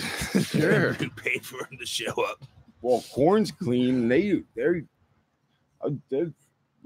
Hey, they were Aerosmith. touring. Aerosmith lived in their cars up until the 90s, man, and everybody knows they lived in their cars up until the 90s. Then They all of a sudden did? they cleaned up their act, and I saw them at Woodstock, and I'll tell you what, Aerosmith put on such a good show at Woodstock. I was never really a real big Aerosmith head until I saw them at Woodstock, and I was like, wow, man, they really Oh, you did go to Woodstock. they You cleaned went up to that they one cleaned up everything, and had that they put on bonfire. such a good show. And Metallica too. Metallica put on such a great show. They came on after Aerosmith, they came on before Aerosmith, and they had a backdrop. And Steven Tyler flips out because he didn't have a backdrop for Woodstock, but Metallica did. You know, When I was like 15, 16, I smoked a blunt with Bloodhound Gang at the PNC Bank Oh, Center. sweet. I love those guys. Yeah, that was cool. They were out by the bathroom and shit like that, and I was like looking for a light, and I didn't even know it was the Bloodhound Gang. You know, How would you know? Just some Yeah. dudes hanging out. I didn't know. Like, hey, I I took my buddy to the airport in 2000. It was the Ozfest of 2000, and I just started my advertising agency about 6 months earlier, and I signed contracts with like Nassau Broadcasting, different spots. But I dropped my buddy off the airport, and I'm stuck in traffic, and I look over, and it's like you can see the Ozfest across the river. And I just parked, got on the ferry, took it over to the Ozfest, and I got hit with an $80 parking ticket, but I didn't care. I went to 3 Oz. But I was just saying, like I go in there and I just start throwing my media contract bullshit through DMC advertising. The next thing I know, I got a media pass. I put it right on my son. Oh yeah. My son was only 7, and it was great. I was walking around, had him on my shoulders. We were walking around through the mosh pits, in and out of the backstage. It was Nice. like, oh yeah, it was. My son like loved it. I used to when I was growing up, I used to love when Fish came around. So we would go PNC Bank Center. I lived right down the road from PNC Bank Center. Well, it's not right down. It's like 20 minutes, 25 minutes, you know. But we used to, when Fish came around, we'd always go there because they'd have the best bud, the gooey ganja balls, man. Yeah. When I was growing up, I was a teenager in high school and shit. Yeah, before I moved out, and Fish, man. I don't know any of their songs, but Oh, It's one song. It's just one long song. Yeah, they cover a lot of dead songs. It's 6 albums long. they sing a bunch of dead songs, don't they? Yeah, they do, I think. Yeah, they cover dead songs and Government Mule and Allman Brothers, whatever you feel like hearing, man. You can That's throw cool. a They request get- at a Fish show. You can throw a request and they'll play it. Yeah. It's Fish, man. Yeah. Start screaming. Do you want to hear Ripple or something, man? They'll play it, man. Yeah. That's cool, yo. Hey, Honeybee, are you on the line or not? She's been on hold for 28 minutes here. Oh, yeah. I am. Hi, I'm Honeybee. here. Hi, guys. Hi, Honeybee. How are I'm you? at work, though. Oh, how's I'm Oregon? great. How's your field of pot? It's beautiful. It's amazing. I'm going to the Hemp Day for Hemp Stop this weekend in Oregon City, Oregon. I'm going to be a volunteer there. Was hoping to do my podcast, but I think that's going to be delayed till July. Just because I got to do it right. Yeah, we'll wait till you get it right because we're not ready. We're not ready, but we're getting closer. We're close. We're getting closer than we've ever been. Right. So it's pretty exciting in here. And I have an echo. Honeybee, we lost 2 more patients this week. You did? Who? Marine veteran Sean McKay and Joyce Fortini. Oh, too bad. Sean McKay killed himself, and Joyce had cancer. So Oh, my. it's yeah, we knew this. We knew the list would get longer, and the list always does. It does. Temporary problem. Yeah. These guys have PTSD, these Marines, and they've seen some horrible stuff, and just can't get past it. Sometimes it's rough. I know people with PTSD, and it's rough, man. Yeah, man. It's a horrible thing. It's so unfortunate because, they're helping so many other people and doing what they're supposed to be doing to help our country, and yet they come home and they have PTSD, and then we don't even take care of them. Yeah, like Lodi. It's just so sad. Like Lodi, New Jersey. Lodi, New Jersey has no compassion for disabled war vets. There's no access at the fountain for wheelchairs. No access on the highway for wheelchairs. And the council banned cannabis. That's outrageous. What are they, commie pinkos up there? Yep. Bunch of commies in Lodi. They can be just sick and dying. We're going back. We're going back to the people that victimize sick and dying. We're coming for you. We're coming for you. And you're not going to look good. And we keep on adding more to our list who are alive. But watch out. Well, we start off with Cheryl Miller. She came to the Statehouse years ago, and she had multiple sclerosis, and Jim used to push her in a bed. And she was here in her bed using her cannabis tincture illegally. She could have been arrested, but she wasn't arrested. But she's the reason why I got into activism, watching Cheryl Miller, watching her struggles and what she went through and how she fought, how she kept fighting, even though she was dying in that bed. She kept fighting. How can I not fight? An activist dying in a bed. If she can do it, we all can do it. I mean, yeah, who am I to complain? Look at Cheryl. Look what she did. I can't say shit. Could you imagine going around in a bed with all these pillows and having all these ailments and oh my goodness. Can you imagine just being able to just moving your head? She couldn't move her arms or legs. All Cheryl could move was her head. Oh. And that's how she fought. She fought with her eyes. She fought with her mouth and her ears. But she couldn't do anything else. But she fought by showing up. Can you imagine being a victim, being a trapped in your own body like that? That's shocking. No, I can't. I can't. No, I can't either. Actually, I can't either. I don't want to. Sabrina Rose was a 15-month-old baby who died from a 25-hour seizure. They made this poor girl go to a psychiatrist because of the overregulation for this medical cannabis program. They made this girl go to a psychiatrist. What's a little 15-year-old 15-month-old going to say to a psychiatrist? Yeah, go do it. Hi, Sabina. How are you today? Hi, Sabina. How's your seizures today? Oh, Sabina, you don't look good. You sure you need some cannabis? Yeah, let's give Sabina some cannabis. So, yeah, it'll take months for her to get that cannabis, and she'll probably be dead before then. And yeah, that's what happened. She died. Why would you give? What, cannabis? Yeah. And she had Dravet syndrome, and she was a 15-month-old with Dravet, and she had a 25-hour seizure that could have been stopped by cannabis. Yeah, 25-hour seizure. Crazy. That's insane. I know. It's a horrible story. Oh my God. And it's got an unhappy ending. Sorry. God rest her soul, man. Yeah, God bless you, Sabina Rose, because we'll always remember you on this show, and you didn't die for nothing. You're going to help people learn, and we're going to teach other people. With your memory, we're going to teach other people not to do what they did to you. But it's not like you don't have to smoke marijuana to get the like certain effects off of it. Right. Oil. They can extract different chemicals that help with different things from the plant itself.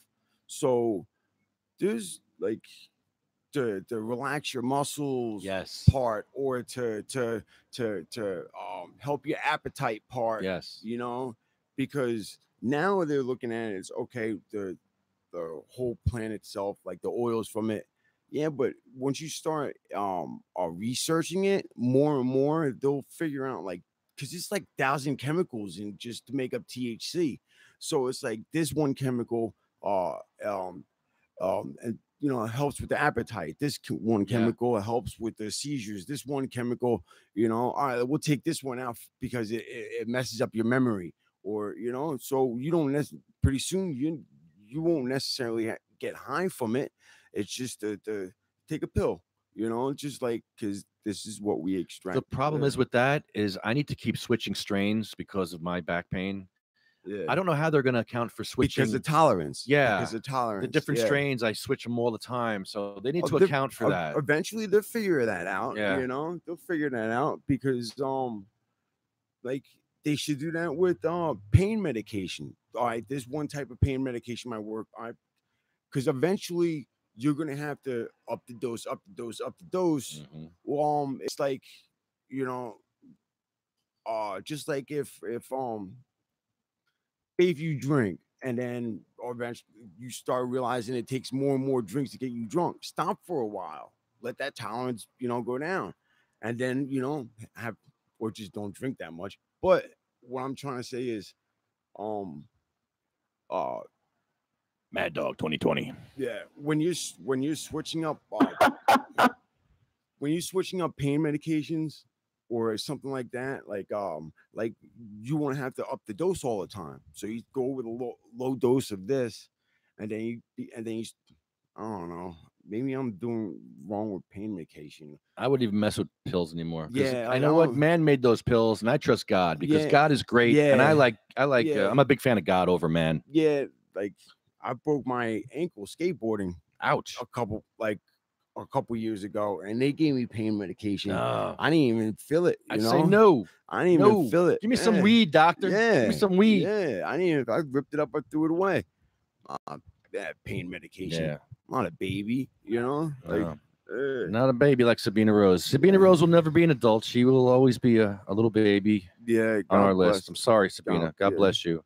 Diane Ripatella, Gracie, Cindy Mae, Marie, Jack, Joan Ford, Randy Robertson, Polly Connolly, Bill Buckman, Chad, Jeremy, Joanne's husband, Colette. And by the way, Jeremy went to jail for growing cannabis. He grew some really beautiful cannabis, went to jail.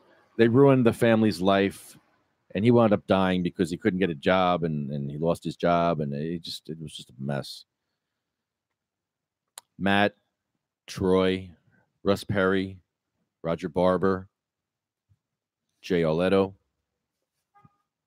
Ella Bagelman, Hattie Koschel, Jackie Rickert, Anthony, Armando, Felicia, Lynn, Dan, Marine vet Sean McKay from Suicide, and cancer patient Joyce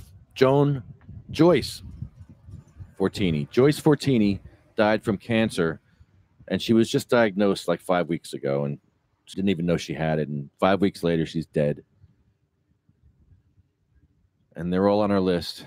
And the last person on our list is, well, I'll let you talk to Honeybee. Honeybee, go ahead.